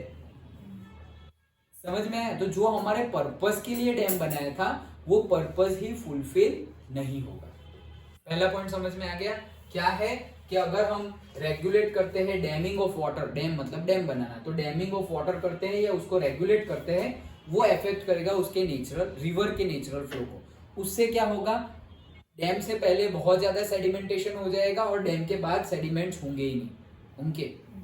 तो causing poor sediment flow and excessive sedimentation at the bottom of the reservoir, कि डैम से पहले एक्सेसिव सेडिमेंटेशन हो जाएगा और डैम के बाद पुअर सेडिमेंट फ्लो होगा। डन, पहला पॉइंट। दूसरा, ओके उसी में दूसरा, resulting in rockier streams beds. Okay, तो अभी स्ट्रीम बेड्स है, वहां पे देखो जैसे सेडिमेंट्स यहाँ बैठ गए, ये तो पानी जब था तब की बात है, अब पानी चला गया तो भी ये जो मड सेडिमेंट्स, रॉक्स, वो सब क्या हो जाएंगे, यहाँ पर इकट्ठा हो जाएंगे। तो अगर तुम ये उत्तराखंड में जाओ, ओके, तो उत्तराखंड और पर्टिकुलरली हिमाचल में जाओ, ओके, या अभी मैं सतलुज बियास में उत्तराखंड बोल दिया था, उत्तराखंड नहीं भाई, हिमाचल में आता है वो। सतलुज बियास कहाँ से फ्लो होगी? हिमाचल में से, ओके। हिमाचल प्रदेश के बाद उत्तराखंड आता है, हिमाचल प्रदेश, HP। चलो, सो हाँ, तो क्या हुआ वहां, अगर मैं अभी वापस, अच्छा हुआ याद आया, क्या वहां अगर तुम बियास रिवर और वो रिवर देखो तो उसमें फिर तुम्हें कई कई जगह पे ऐसे सेडिमेंट्स देखने को मिलेंगे। तो ये सारे सेडिमेंट्स ऐसे देखने को क्यों मिले? क्योंकि कहीं और जगह सेडिमेंट्स बहुत ज्यादा इकट्ठा हो गए, इसलिए। ओके, तो वही चीज है कि रिजल्टिंग इन रॉकियर स्ट्रीम बेड्स, मतलब जहां से स्ट्रीम पास होगी वहां पे बहुत ज्यादा रॉक्स होंगे, रॉक्स होंगे मतलब पत्थर होंगे। ओके, क्यों? वो डैम बनाया ना, इसलिए। समझ में आया? Okay sir, causing poor sediment, poor sediments मतलब जो सेडिमेंट्स है, मतलब ऐसा समझो मिनरल्स, मिट्टी, पत्थर, सब कुछ, तो वो जो है वो भी काम का है, लेकिन वो आगे जाएगा ही नहीं। ये डैम है तो यहां से बढ़ रहा है, बढ़ रहा है, बढ़ रहा है। अब ये जो व्हाइट व्हाइट है वो पानी में नेचुरली था, डिजोल्व था, लेकिन हुआ क्या, हमने ये बीच में अगर ये डैम ना रखते ना तो ये वाला व्हाइट व्हाइट भी ये आगे फ्लो होके चला जाता है। ये व्हाइट है वही सेडिमेंट्स है, लेकिन डैम बनाया इसीलिए वो तो सॉलिड, समवॉट सॉलिड टाइप है, ओके, तो वो तो नीचे बैठ गया, वो तो आगे नहीं जाएगा। लिक्विड है, जो वाटर है वो आगे चला जाएगा। तो इस साइड ये व्हाइट व्हाइट आया ही नहीं, दैट मीन्स कि सेडिमेंट्स उस साइड गया ही नहीं, तो इसी को बोलते हैं कॉजिंग पुअर सेडिमेंट। पुअर मतलब कम, और ज्यादा मतलब एक्सेसिव मतलब ज्यादा, और पुअर मतलब कम। तो यहाँ पे कम सेडिमेंट्स है और यहाँ पे ज्यादा सेडिमेंट्स है। हमें एक्चुअली सेडिमेंट्स का यूज नहीं करना है, लेकिन ये जो सेडिमेंट्स है उसकी वजह से हमारा जो पर्पस है वो पर्पस फुलफिल ही नहीं होगा, फिर वाटर स्टोरेज कम होगा और सेडिमेंट्स ज्यादा हो जाएंगे। अब तुम क्या करोगे, ऐसे डुबकी मार के ऐसे थोड़े सेडिमेंट्स निकाल के आ जाओगे, ऐसा तो कर नहीं सकते, उसकी हाइट ही कितनी ज्यादा होगी। ओके, तो कोई ना कोई वेज ढूंढने चाहिए जिससे कि ये सेडिमेंटेशन को भी एटलीस्ट तुम बाहर निकाल सको। समझ में आ गया? ओके, तो ये 2 पॉइंट देखे हमने, और उसी में तीसरा point, poorer habitats for the reverse aquatic life. तो अगर ऐसे डैम बना दिए तो रिवर की जो एक्वेटिक लाइफ है, रिवर की, समंदर की नहीं, रिवर की जो एक्वेटिक लाइफ है वो क्या हो जाएगी, डिग्रेड हो जाएगी, उसको नुकसान होगा। जैसे कि सरदार सरोवर डैम बनने के बाद हमारी नर्मदा रिवर में जो भी एक्वेटिक लाइफ थी वो डिग्रेड हुई है, ऑब्वियसली डिग्रेड हुई है। पहले बहुत बहुत ज्यादा अमाउंट ऑफ एक्वेटिक लाइफ थी, लोग फिशिंग एक्टिविटी करने के लिए जाते थे रिवर में, ओके, मछलियां पकड़ने जाते थे और फिर बेचेंगे what ever, but fishing activity करने के लिए जाते थे। आज की डेट में ऐसा कुछ है ही नहीं। अरे कई बार तो इतनी वर्स्ट सिचुएशन हो जाती है कि पानी नहीं होता, मतलब तुम चल के जा सकते हो एक साइड से दूसरी से, इतनी खराब सिचुएशंस हो जाती है यही नर्मदा रिवर में। कौन सी साइड? गोल्डन ब्रिज साइड, क्योंकि यहाँ का ये टर्निंग ऐसा है मक्तमपुर वाला कि यहाँ पे हमें पानी दिखता है और वहां पे समुंदर नजदीक आ गया है, थोड़ा इतना ही नजदीक आया है, बट वहां पे टर्निंग ऐसा है कि ऐसे करके ऐसे ही मुड़ जाती है, मतलब वो क्या बोलते हैं हम, बोर भाटा बेट। ओके, तो वो बेट साइड, वो आइलैंड साइड ही वो पानी पूरा डाइवर्ट होता है, तो इस साइड पूरा मतलब you can see the cracks, soil भी दिखती है और सॉइल के अंदर क्रैक्स भी दिखती है। सोचो मतलब वहां पे कितना कम पानी है, सॉइल के अंदर तुम्हें क्रैक्स दिख रही है। मैंने तो देखी है वहां पर भी, ऐसा भी नहीं कि बचपन में देखी थी, लास्ट 10 ईयर्स की ही बात है। ओके, तो वहां पर भी देखी थी और गायत्री मंदिर पर भी देखी थी क्रैक्स, मतलब उतनी नहीं जितनी गोल्डन बीच के बाद देखी थी, बट यहाँ पर भी देखी तो थी।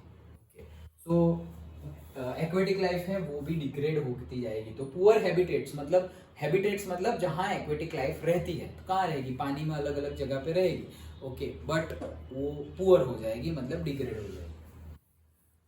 Okay, and fourth point, difficult for aquatic fauna and to migrate and spawning. Okay, so जो ग्रो है, ओके, ग्रो करना और माइग्रेट करना, माइग्रेट, ओके, मतलब एक जगह से दूसरी जगह जाना, तो दोनों का दोनों क्या हो जाएगा, ग्रो करना भी डिफिकल्ट हो जाएगा, वैसे ही एक्वेटिक लाइफ डिग्रेड हो रही है, at the same time migrate करना भी डिफिकल्ट हो जाएगा। ऐसा समझो कि यहाँ बहुत सारे रिवर में बहुत सारे क्रोकोडाइल आ गए, ओके, बहुत सारे, अब एक्चुअली उनको जाना है उस साइड, अभी डैम चढ़ के थोड़ी जाएंगे, ओके, तो उनको तो भाई अब जा ही नहीं सकते, वो साइड आ गए, ऐसा समझो पानी में से आ गए, मध्य प्रदेश में से ही पानी में से बहते बहते बहते बहते आ रहे, अब हमारा डैम ओवरफ्लो हो रहा है, सपोज पूरा फुल है, तो पानी के ऊपर तक फ्लो करते करते करते स्विम करते करते वो तो इस साइड आ गए, अब पीछे जा सकते नहीं है। ओके, माइग्रेट भी नहीं कर सकते और ग्रो भी नहीं कर सकते। Understood? Grow exact word grow होना नहीं है, एग्जैक्ट वर्ड इवन एग्जैक्ट नहीं पता मुझे भी, but related to growing. Okay, related to growing, so we will search on Google. Okay, यहाँ पर भी बोल सकते हैं, समन करना। क्या करना, समन मतलब क्या, मतलब बुलाना, समन करना बोलते हैं, समन, SUMMON, समन। समन वो तो किसी को बुलाना हुआ, हाँ, तो यहाँ समन क्यों आया, स्पॉनिंग, और मतलब एग्जैक्ट नहीं है इसलिए। मतलब हम बुला नहीं सकते किसी को, ऐसा? हाँ, मतलब स्पॉनिंग को समन भी बोल सकते हैं ऐसा। नहीं रे, क्या समन अरे वो समन की बात कर रहा है, वो तुम्हारा चैप्टर निकल गया है इंग्लिश वाला, हेड ड्राइवर, मतलब कोई जैसे कोर्ट में से बोले ना कि ये बंदे को उठा के लेके आओ, उसको समन बोलते हैं।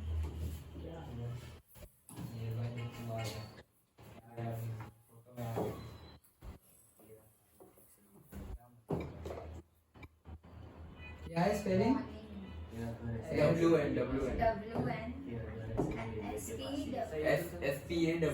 तो मैं लिख रहा था।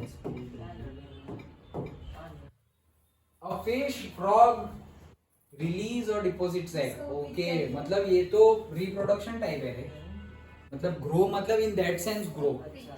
ओके, अच्छा पिक्चर भी था। सो मतलब देखो, रिलीज और deposit egg, the fish spawn among fine levied plants. या पिक्चर, अंडे देना, यस, ये हाँ हाँ उसमें फोटोग्राफ था, यस। सो मुझे ऐसा पता था ग्रो करना, बट ग्रो करना मतलब बायोलॉजिकली ग्रो करना। ओके, मतलब अपनी जो जीन है या अपनी जो पर्टिकुलरली क्या नई ऑफस्प्रिंग लाना। ओके, तो उस सेंस में ग्रो करना मतलब खुद बड़ा होना या ऐसा नहीं, रिप्रोडक्शन टाइप वैसे ग्रो करना। ओके, सो दैट इज अंडे देना मतलब in short.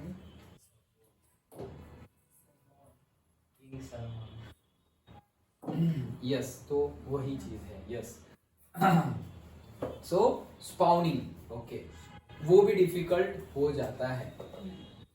And then one more, submerge the existing vegetations and soil leading to its decomposition, के मतलब वहाँ ऑलरेडी जो पेड़ है वहाँ पे अगर बहुत ज्यादा पानी इकट्ठा हो रहा है तो देखना तुम, अगर कोई प्लांट है तुम्हारे घर पर, ऐसा मत करना, लेकिन ये बता रहा हूँ कि अगर कोई प्लांट है उसको तुम बहुत ज्यादा टाइम तक फुल उसमें पॉट में पूरा का पूरा फुल वाटर ही रख रहे हो, हमेशा फुल वाटर, सुबह पानी फुल कर दिया, रात को भी, इवनिंग में भी पानी फुल कर दिया, दूसरे दिन भी फुल, ओके, तो वो प्लांट मर जाएगा। ओके, क्योंकि वीक हो जाता है। ओके, वीक हो जाता है, अंदर का मटेरियल सब कुछ निकल जाता है, डिग्रेड होना स्टार्ट हो जाता है अगर ज्यादा क्वांटिटी में भी वाटर दिया तो। कुछ भी excessive, anything excessive is bad. Okay, so कुछ भी एक्सेसिव नहीं होना चाहिए।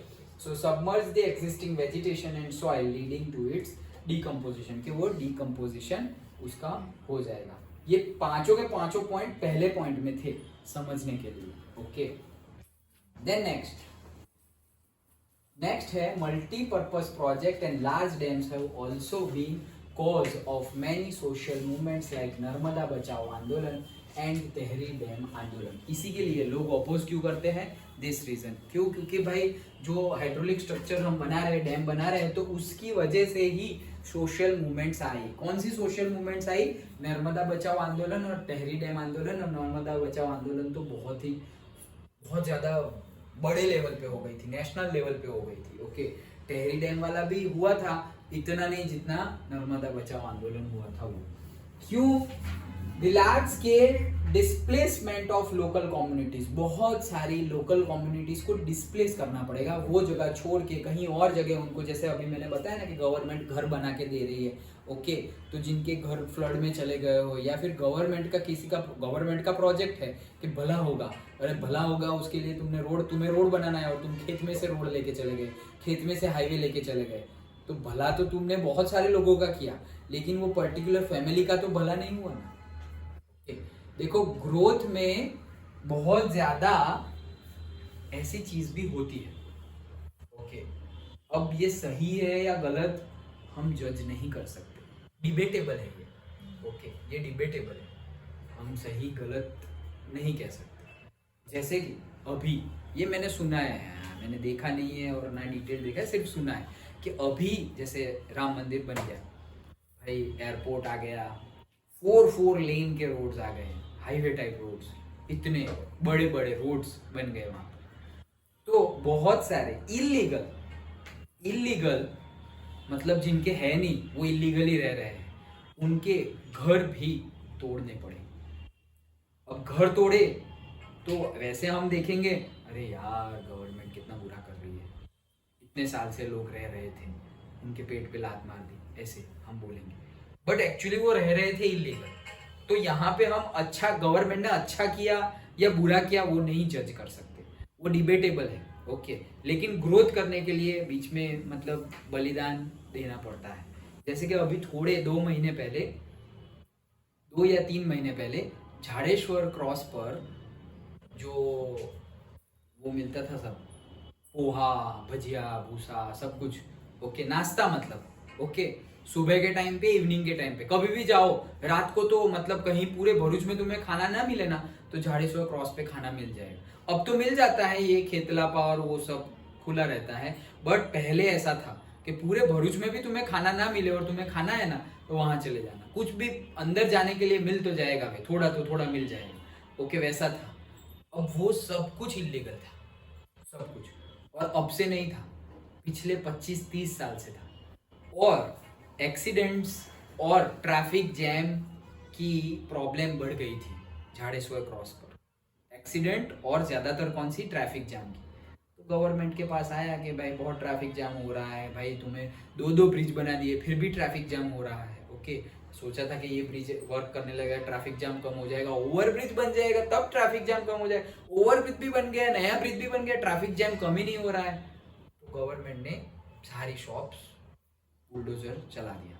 ओके, तो इलीगल था वो सब, वो इलीगल था। हम तो यहाँ इलीगल की बात नहीं कर रहे।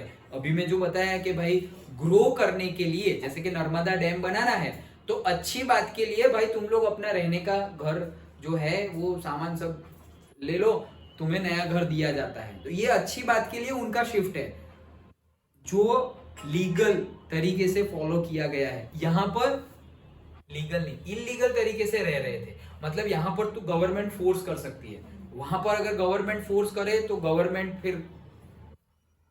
के सामने भी केस हो सकता है। ऐसा हुआ है, हाँ, वर्ल्ड हिस्ट्री में ऐसा हुआ है, लोगों ने गवर्नमेंट के सामने केस कर दिए हैं, वो बहुत टाइम तक चले लेकिन जीते भी है। ओके, गवर्नमेंट के सामने केस किए और जीते भी है, ऐसा हुआ है, बट लंबी जर्नी है। ओके, फिर ऐसा होगा कि तुम्हारी लाइफ नहीं है, सिर्फ वो एक केस है, लड़ते रहो लाइक दैट। क्योंकि हमें पता ही है कितना लेट हो जाता है ओके डिसीजन आने में। तो ऐसी इलीगल चीजें थी, उनको हटाया ओके। तो हम देखेंगे यार 25-30 साल से ले रहे हैं लोग, तो हटा दिया। अब कैसे कमाएंगे वो लोग? सपोज मान लो रोज का वो लोग 2000 रुपीज, बहुत कम बोला बट फिर भी रोज का 2000 रुपीज अर्न कर रहे हैं, ये कम बोल रहा हूँ, वॉट एवर, रोज का अर्न कर रहे थे, अब हटा दिया, अब कुछ और करना पड़ेगा और 2000 कमाने पड़ेंगे ओके। बट इसको हम, ये डिबेटेबल है, अच्छा बुरा नहीं बोल सकते, लेकिन ग्रोथ के लिए, सिक्योरिटी के लिए करना पड़ता है। हाँ बोलो। अच्छा, लेकिन वो शॉप्स कैसे क्रिएट कर सकते हैं ट्रैफिक, और वो तो साइड में थी ना? नहीं, साइड में थी तो भी लोग आएंगे, बाइक लेके आएंगे, रोड पे पार्क करेंगे, खड़े खड़े खाना खाएंगे, तो ट्रैफिक जैम तो होगा। ऐसा समझो वहां पे शॉप भी नहीं है, और सपोज शॉप्स है लेकिन वहां जो आ रहे हैं उनकी बाइक्स नहीं है और लोग नहीं है वहां पर, तो गवर्नमेंट कुछ एक्शन नहीं लेती ओके। लेकिन शॉप है, कितने लोगों को तुम संभालोगे? अलग से पार्किंग तो रख नहीं सकते, अलग से पार्किंग तो ऐसे तुम बड़ी बड़ी होटल्स में जाओ, जैसे नोवास में चले गए, मैकडी में चले गए, वहां पे अलग से पार्किंग होगी। इन लोग के पास पार्किंग थोड़ी है, तो वो बंदे आएंगे, रखी कहीं पर भी गाड़ी और खाना, अरे 10 मिनट में तो खा लूंगा, तो फिर इसी की वजह से ट्रैफिक जैम की प्रॉब्लम होती है। ऐसी बहुत सारी चीजें हैं, जैसे अभी थोड़े टाइम पहले ये मल्टीप्लेक्स के बाहर भी, जब भी तुम्हें शॉपिंग करना हो ये रोड पे, तो इस साइड पे भी लोग गाड़ी पार्क कर देते हैं और उस साइड पे भी लोग 4 व्हील, 2 व्हीलर तो छोड़ो 4 व्हील पार्क कर देते हैं। इतने ट्रैफिक जैम होते होंगे उसके, होते हैं, स्पीड स्लो हो जाती है। अभी इवनिंग टाइम पे तुम आओ 6-7 बजे ये रोड पे आओ, सिर्फ ये रोड मतलब बहुत ज्यादा रोड भी नहीं, ज्योति नगर से तुलसीधाम तक आओ, पता चलेगा बहुत ट्रैफिक है, बहुत ट्रैफिक। क्यों? ये सब ने ऐसे ही पार्किंग कर दिया है, इसकी वजह से। तो फिर गवर्नमेंट को एक्शन लेने पड़ेंगे। सो बहुत ज्यादा लार्ज स्केल डिस्प्लेसमेंट होता है लोकल कम्युनिटीज का। Local people often had to give up their land and livelihood, तो लैंड भी उनको दे देनी पड़ेगी एंड लिवलीहुड, लिवलीहुड मतलब वो लैंड के आसपास ही भाई जंगल है, ये है वो है, वहीं पे वो लोग कुछ काम कर रहे हैं जिसकी उनकी लाइफ चल रही है। लिवलीहुड मतलब वही खाना पीना, पैसा अर्न करना, सब कुछ वो भी छोड़ना पड़ेगा। जैसे कि वहां पे जंगल में जाके वो लोग लकड़ियां काटे और फिर बेचे, वो उनका अर्निंग है। अब उनको गवर्नमेंट ने डाल दिया कहीं माउंटेन पे, अब माउंटेन पे वापस वो जंगल भी नहीं है, जैसा वो काम कर रहे थे वैसा नहीं, अलग है, उनको नई स्किल डेवलप करनी पड़ेगी, वो सब चीजें हैं। The local people do not get the benefit from such projects. Actual में बेनिफिट्स उनको तो नहीं मिलता है जिनको हम डिस्प्लेस कर देते हैं कि भाई यहाँ पे प्रोजेक्ट लाना है, चलो तुम लोग उठो और हम ग्रो कर रहे हैं, डैम बनेगा, बहुत अच्छा होगा, लाखों और करोड़ों लोगों का भला होगा। बट वो लैक्स एंड करोड़ में वो पर्टिकुलर पीपल नहीं है, उनको तो अलग कर दिया। अब सपोज हमें नर्मदा डैम से इलेक्ट्रिसिटी बहुत ज़्यादा जनरेट हो रही है और हमें अगर सस्ती इलेक्ट्रिसिटी मिल रही है या हमें अच्छा पानी मिल रहा है, हमने तो अपना घर नहीं दिया था ना वहाँ पे, जब घर शिफ्टिंग डिस्प्लेस की बात की थी। तो ये एक्चुअल प्रॉब्लम्स है, अब क्या करें, वो इसीलिए तो यहाँ हम अच्छा बुरा नहीं बोल सकते ओके। और फिर गवर्नमेंट क्या करेगी? ग्रोथ के लिए करना तो पड़ेगा ही, तो इसीलिए तो हर कोई पुलिस में और हर कोई गवर्नमेंट में जा नहीं सकता। वहाँ पे वो जो सॉफ्ट हार्टेड होते हैं ना, वो नहीं चलते, वो थोड़ा हार्ड बनना ही पड़ेगा, बाय रूल जाना ही पड़ेगा। सॉफ्ट हार्टेड इमोशनल हो जाए ना, अरे यार बहुत गलत किया, अरे चलो हटाओ, वैसे चलेगा ही नहीं। पुलिस में भी वो नहीं चलेंगे जो सॉफ्ट हार्टेड होंगे, गवर्नमेंट में भी नहीं चलेंगे जो सॉफ्ट हार्टेड होंगे। ऐसा नहीं कि सारे ऐसे हैं, नहीं, बट जिसको काम करना है, जिसके लिए काम ही प्रायोरिटी है, सर्विस ही प्रायोरिटी है, उसको तो टफ डिसीजन लेने ही पड़ेंगे okay. So land owners and large farmers, industrialist and few urban centres get the real benefits. तो इनको तो नहीं मिल रहा है, लेकिन किनको मिल रहा है? जो लैंड ओनर होंगे उनको। मतलब कौन से? जैसे कि ये लैंड ओनर के पास ये लोकल पीपल को डिस्प्लेस कर दिया जा रहा है, तो गवर्नमेंट पैसे देगी किसको? लैंड ओनर को, कि भाई इन लोग को रहने दे, लाइक दैट, इनका फायदा हो गया ओके। ये लोग तो वहां पे है ही नहीं, इनका फायदा हो गया। तो different different type of land owners, बड़े बड़े फार्मर्स, उनका भी फायदा होगा, इंडस्ट्रियलिस्ट का फायदा होगा। फार्मर्स को कैसे? भाई डैम बनेगा, पानी वानी मिलेगा, अच्छे से इरिगेशन कर सकते हैं। इंडस्ट्रियलिस्ट, पानी का अभी कोई प्रॉब्लम नहीं होगा, डैम बन गया है तो। और अर्बन सेंटर्स जो है ओके उनको भी बेनिफिट्स मिलेगा। जैसे कि हमारे घर पे जो म्यूनिसिपालिटी का जो पानी आता है वो एक्चुअली नर्मदा रिवर ही है, नर्मदा रिवर का ही वाटर है। अलग अलग जगह से वो जो करजन डैम है, चेक डैम है, वहाँ सरदार सरोवर से नहीं बट यहाँ नजदीक नजदीक में जो चेक डैम है वहाँ से पानी कैनाल थ्रू लाया जाता है। ओके सो हम पी तो रहे हैं, रोज नर्मदा रिवर का ही वाटर पी रहे हैं, हम बेनिफिट तो ले ही रहे हैं। देखो तो क्यों, सपोज हम शहर में रह रहे हैं लाइक दैट। ओके तो ये उसका पॉइंट था। Then third point, irrigation has also changed the cropping pattern in many regions with farmers shifting to water intensive and commercial crops. तो उससे होगा क्या, सैलिनेशन ऑफ द सॉइल। मतलब ये पॉइंट में क्या कहना चाह रहे हैं कि अगर डैम बना दिया, फार्मर्स को फायदा होने लगा, अब उनके पास तो पहले तो पानी नहीं था, अब तो पानी ही पानी है। ओ भाई डैम बन गया, अभी तो बहुत अच्छा पानी है, होगा क्या, एक्सेसिव वाटर देने लगेंगे वो, मतलब जितना जरूरी है उससे भी ज्यादा वाटर देने लगेंगे, और ज्यादा वाटर देने लगेंगे तो वो जो मिनरल्स और सेडिमेंट्स है ना वो भी जाएंगे उसके साथ साथ। और फिर होगा क्या, क्योंकि सेडिमेंट्स भी वही साइड है, डैम साइड ही है, तो वो भी जाएंगे उसके साथ साथ, और उसके साथ साथ जाएंगे तो सैलाइन हो जाएगी मिट्टी, मतलब ज्यादा सॉल्ट वाली हो जाएगी। इसे ही बोलते हैं salination of the soil. Okay salt वाली हो जाएगी मतलब नमक NaCl की बात नहीं है, सारे ही salt, acid base and salt, okay सारे ही salt, copper sulphate, zinc sulphate, ये सारे सॉल्ट ही है, हमने देखे ही है। तो सॉल्ट वाली हो जाएगी मिट्टी, क्यों, ओवर इरिगेशन कर दिया है इसलिए। ओके तो वही पॉइंट है यहाँ पर, irrigation has also change the cropping pattern, मतलब इरिगेशन की वजह से क्रॉपिंग पैटर्न भी चेंज हो जाएगी। पहले सपोज कोई सिर्फ मॉनसून में क्रॉपिंग करता था, लेकिन अब तो इरिगेशन है, थ्रू आउट द ईयर पानी मिलेगा, तो पैटर्न चेंज हो गई ना। अब तो वो पहले 4 महीने भी करेगा, बाकी के 4 महीने भी करेगा, फिर भी करेगा, चेंज करता रहेगा, अपना माइंड चेंज करता रहेगा। चलो इस साल ये करते हैं, इस साल ये करते हैं, पैटर्न चेंज होती जाएगी। किसकी वजह से, इरिगेशन की वजह से, क्योंकि पहले रेगुलर वाटर नहीं मिलता था 365 डेज। इरिगेशन मतलब फार्मिंग डिपेंडेंट थी मॉनसून के ऊपर, अब इरिगेशन के ऊपर डिपेंडेंट है। अच्छी बात है इरिगेशन के ऊपर डिपेंडेंट है, लेकिन क्रॉपिंग पैटर्न तो चेंज हो गई। समझ में आया? ओके फिर जो आम हमें सिर्फ समर में खाने को मिलते थे अब थ्रू आउट द ईयर खाने को मिलेंगे, हाँ लेकिन वैसे मीठे नहीं मिले, वो अलग बात है। Okay in many reasons with the farmer shifting to water, हाँ वही चीज है। देन उसी में increasing the social gap between the rich, ये फोटोग्राफ और वो सब जो है वो सिर्फ समझने के लिए है, तुम्हें सिर्फ पॉइंट ही लिखने हैं।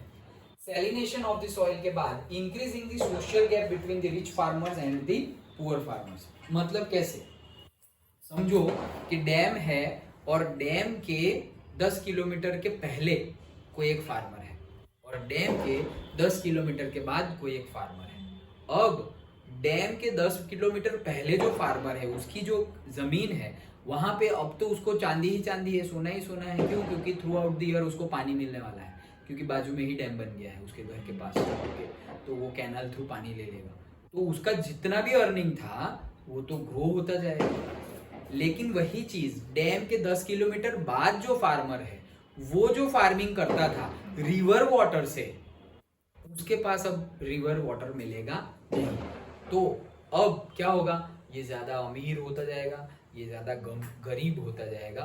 ओके तो रिच और पुअर का जो डिफरेंस है वो बढ़ता जाएगा, और इसी से क्या होगा, सोशल गैप बनेगा। भले ही कहलाएंगे दोनों फार्मर्स, लेकिन दोनों फार्मर्स सेम नहीं है। ये रिच फार्मर है, हमने पढ़ा ना नेशनलिज्म में, rich peasant and poor peasants. Okay तो ये रिच पीजेंट हो गया और ये पुअर। अबे खेत तो खेत होती है, वीट तो वीट होता है, तुम भी वीट की क्रॉपिंग करते हो, तुम भी करते हो, तो क्यों ऐसा, भाई इसके पास पैसे ज्यादा है, क्यों, इसके पास पानी है, फर्टिलाइजर है, ये है वो है, अच्छी सॉइल है, क्योंकि वहां पे पानी की क्वांटिटी अच्छी है तो सॉइल भी अच्छी रहेगी। यहाँ पे सब कुछ डाउन। तो ऐसे धीरे धीरे करके अचानक से ऐसे कोई 1 साल में और 10 साल में रिच और पुअर नहीं बन जाते। ओके हाँ बोलो सर, तो ये जो पानी वो कैनाल से लेगा वो लीगल होगा? हाँ लीगल होता है, वैसे ले तो लीगल होगा, कई लोग इलीगल भी लेते हैं। मतलब गवर्नमेंट ने बोला है कि भाई ये रूट से ये रूट तक 100 फार्मर्स को पानी लेने की परमिशन है, और 100 में से कोई दूसरे भी ले हों वो अलग है, लेकिन जनरली वो दूसरे ले नहीं सकते। क्यों? क्योंकि गवर्नमेंट उसी को अलाउ करती है जिनके खेत कैनाल के बाजू में ही हो। अभी सपोज मेरे पास यहाँ पर खेत है तो अब मैं कैनाल में से मेरे खेत तक पाइपलाइन डालने तो जाऊंगा नहीं इतनी बड़ी, तो फिर मुझे फायदा होगा नहीं, और फायदा लेना है तो पाइपलाइन डालनी पड़ेगी। गवर्नमेंट उसी को परमिशन भी देगी जो आसपास के रहने वाले फार्मर्स हो, जिनका खेत आसपास हो, उन्हीं को गवर्नमेंट परमिशन देगी। And conflicts between the people wanting the different uses and benefits from the same water, तो वही यही रिच पुअर वाला भी वही होगा कि कॉन्फ्लिक्ट्स हो जाएगा लोगों के बीच में। क्यों?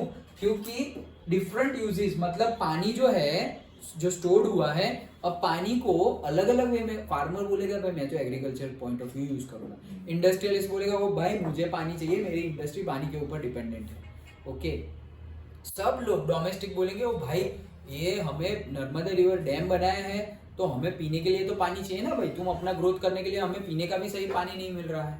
ओके, तो डोमेस्टिक, इंडस्ट्रियलिस्ट, फार्मर सब लोग अपने अपने वांट्स देखेंगे, सबके वांट्स, सबकी डिजायर अलग अलग है। वही बोल रहे हैं wanting different uses and benefits from the same water, तो इसकी वजह से कॉन्फ्लिक्ट्स बढ़ते जाएंगे। Then increase the social group, अरे ये फोटोग्राफ पहले आना चाहिए था, हाँ वही चीज है वो जो मैंने तुम्हें बताया, वो डैम के 10 किलोमीटर वाला पहला फार्मर और 10 किलोमीटर बाद वाला फार्मर। ओके, तो वही चीज है, सोशल गैप बढ़ता जाएगा, इसके पास पैसा ही पैसा है, वो रो रहा है।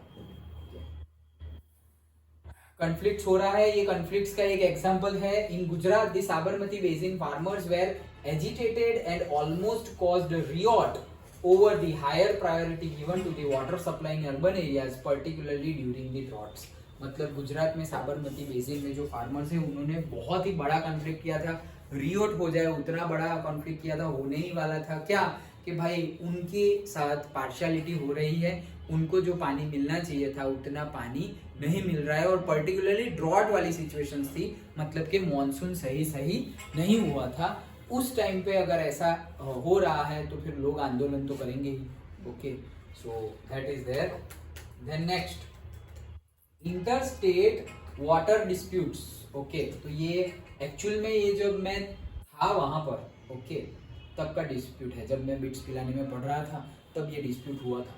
Interstate water dispute are also becoming common with regards to the sharing the cost and benefit of the multipurpose project. के मतलब भाई अलग अलग, क्योंकि रिवर है तो ऐसा तो है नहीं कि रिवर एक ही स्टेट में फ्लो होके निकल जा रही है, डिफरेंट स्टेट में होके जाएगी, तो कौन सा स्टेट ज्यादा बेनिफिट ले उसके लिए डिस्प्यूट हो जाएगा। जैसे कि नर्मदा रिवर आ रही है, ओके, यहाँ पर भी था पहले, बस सब कुछ सॉल्व है, नर्मदा रिवर है, अब पानी सबसे ज्यादा कौन यूज करे, इलेक्ट्रिसिटी जो जनरेट हुई वो सबसे ज्यादा कौन यूज करे, कहाँ कहाँ कैनाल्स बनेगी, कहाँ कहाँ ड्रिंकिंग पर्पज कौन यूज करेगा, क्योंकि कौन कौन है दावेदार है महाराष्ट्र, मतलब जो एलिजिबल कौन कौन है दावेदार, मतलब महाराष्ट्र, मध्य प्रदेश, गुजरात, और मनी एंड ऑन सब कुछ प्रोवाइड करने के लिए इवन राजस्थान ऑल्सो। सो चार स्टेट बोलेंगे कि भाई ये नर्मदा रिवर का पानी का क्या करना है, इलेक्ट्रिसिटी का क्या करना है, तो इंटर स्टेट डिस्प्यूट भी हो सकते हैं। ये general knowledge point of view था, तुम्हें एग्जाम्पल लिखना है ये वाला।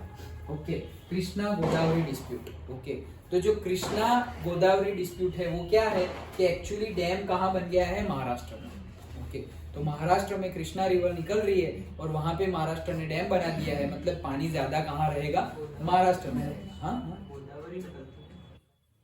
गोदावरी तो है ही महाराष्ट्र में, लेकिन कृष्णा गोदावरी, अच्छा मैं बोल दिया कृष्णा रिवर, तो मैं क्या बोला, कृष्णा रिवर, कृष्णा तो बोला, मतलब कृष्णा गोदावरी डिस्प्यूट, दो रिवर अलग अलग है, Krishna Godavari, but mainly Krishna river ऐसे मैं बोल रहा था। ओके, महाराष्ट्र से कृष्णा, मतलब कर्नाटका में से पास होगी, कर्नाटका में से पास होगी, तो उसका जो पहले है, मतलब दो रिवर मिल जा रही है, कौन सी दो रिवर, गोदावरी और कृष्णा रिवर। ओके, सो कृष्णा और गोदावरी दोनों रिवर का मिलके ये पानी दोनों का है, किसका, कृष्णा रिवर का भी और गोदावरी रिवर का भी। अब बीच में क्या बना दिया, डैम बना दिया, तो पानी ज्यादातर कहाँ रहेगा, महाराष्ट्र के पास ही रहेगा। अब क्या हो रहा है कि कर्नाटका के पास पानी जा रहा नहीं है, और वही रिवर पहले से जब डैम नहीं बना था तो कर्नाटका को भी पानी मिल रहा था, आंध्र प्रदेश को भी पानी मिल रहा था।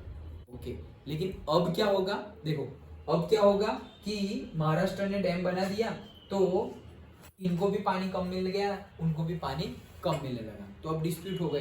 तो यहाँ की कोर्ट्स ने बता दिया कि भाई ये सही नहीं है, तो ये डिस्प्यूट हो गया। मतलब कौन यूज करेगा। और एक्चुअली मैं जो बोल रहा हूँ ये डिस्प्यूट नहीं, मैं जो बोल रहा था कि जब मैं बिट्स पिलानी में पढ़ रहा था वो डिस्प्यूट हुआ था कावेरी रिवर का। ओके, तो वो कावेरी रिवर का डिस्प्यूट हुआ था। कावेरी स्टार्ट होती है कर्नाटका से और निकलती है तमिलनाडु थ्रू फिर। ओके, सो कर्नाटका से स्टार्ट हुआ और तमिलनाडु थ्रू जा रही है, तो कर्नाटका में डैम है, वहां से पानी छोड़ा जा रहा नहीं है। ओके, तो तमिलनाडु के लोगों को पानी कम मिल रहा है, तो उससे क्या हुआ, वहाँ पर भी रियोट वाली सिचुएशन हो गई थी। एक दिन तो हमें भी बता दिया गया था कि कॉलेज 11 बजे ही बंद कर दी गई थी। मतलब 9 बजे तो स्टार्ट हो रही है, 11 बजे के भाई कॉल्ड ऑफ, जाओ जल्दी, जैसे हो वैसे जल्दी से जल्दी हॉस्टल पहुंच जाओ। सब लोगों ने हल्ला कर दिया है क्योंकि बॉर्डर कनेक्टेड है, कर्नाटका तमिलनाडु बॉर्डर कनेक्टेड है। तो हल्ला इतना रियोट हो गया कि वो लोग यहाँ मतलब जो भी तमिलनाडु के लोग कर्नाटका में रह रहे थे और जो कर्नाटका के लोग तमिलनाडु में रह रहे थे, उनके लिए खतरा है। ओके, क्यों? क्योंकि बाकी लोग तू यहाँ का है तो मारा मारी है ऐसा सब। ओके, तो वैसा होने लगा था।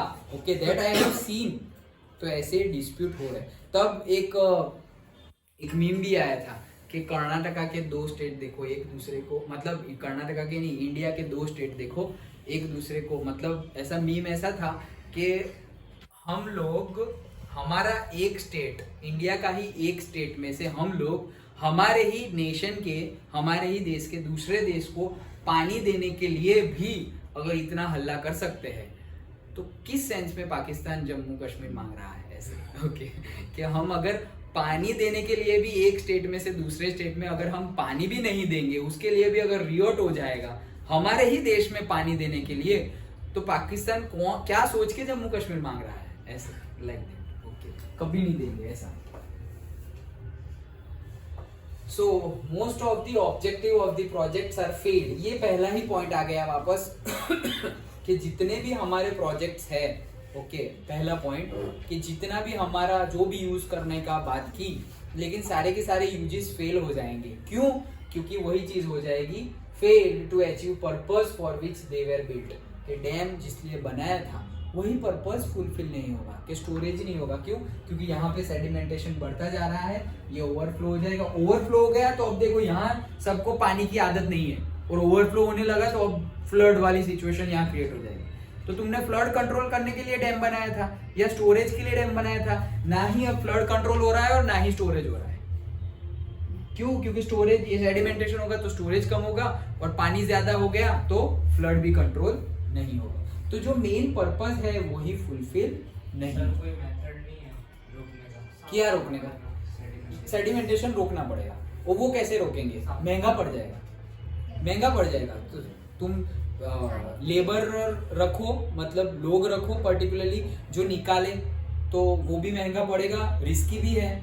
पानी भरा हुआ है ना वहां पे, उसमें से निकालना है। ऐसा नहीं कि पानी थोड़ा साफ अलग से कर दिया, डाइवर्ट कर दिया फिर निकाले। जैसे कि थोड़े टाइम पहले गंगा रिवर में ऐसा हुआ था। जो हर की पौड़ी है, बहुत ही फेमस प्लेस जहाँ पे सब लोग डुबकी लगाने जाते हैं, तो वहां पे गंगा रिवर को ऑलरेडी चैनलाइज कर दिया गया है कि ये फ्लो है। ओके, तो ये फ्लो को डाइवर्ट कर दिया गया है। तो जो हर की पौड़ी है वहां पे ऐसे पानी जा ही नहीं रहा है दशहरे के टाइम पर। ओके, लास्ट ईयर या उससे पहले तो यहाँ से पानी जा रहा था और फ्लो को डाइवर्ट कर दिया गया पर्टिकुलर छोटे छोटे चेक डैम से, तो पानी यहाँ जा रहा है। तो ये जो भी था यहाँ पे, वहां से सारे सेडिमेंट्स एंड ऑल साफ कर दिए, वही चीज। तो अगर प्री प्लान हो, फ्लो डाइवर्ट कर दिया, अभी पानी नहीं है यहाँ पर, तो इससे पहले जितना भी सेडिमेंट्स था वो धीरे धीरे दिखाई देगा।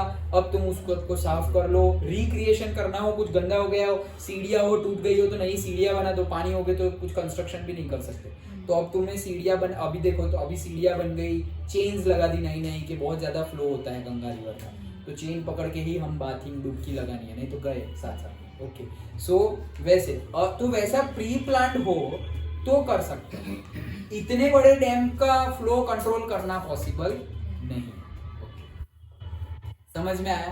ओके, हाँ, so dams that were constructed to control floods have triggered floods due to sedimentation in the reservoir, and big dams have been used unsuccessful in controlling floods at the time of excessive rainfall. कि sedimentation की वजह से भी flood control नहीं हो रहा है, at the same time sedimentation है, पानी ऑलरेडी वो डैम हमारा फुल है। अब अगर ओवर रेन हो गया, ज्यादा बारिश हो गई, पानी ज्यादा आ जाएगा, ज्यादा पानी आ गया तो फ्लड आ जाएगा। ओके, तो वो 2 रीजन की वजह से। तो ये टोटल 5 पॉइंट हमने देखे कि इम्पोर्टेंट क्वेश्चन बनता है कि मल्टीपर्पज प्रोजेक्ट और डैम का लोग ऑपोजिशन क्यों कर रहे हैं। अगर ये बहुत ही अच्छा है तो उसका ऑपोजिशन क्यों कर रहे हैं, ऑपोज क्यों कर रहे हैं डैम कंस्ट्रक्शन का।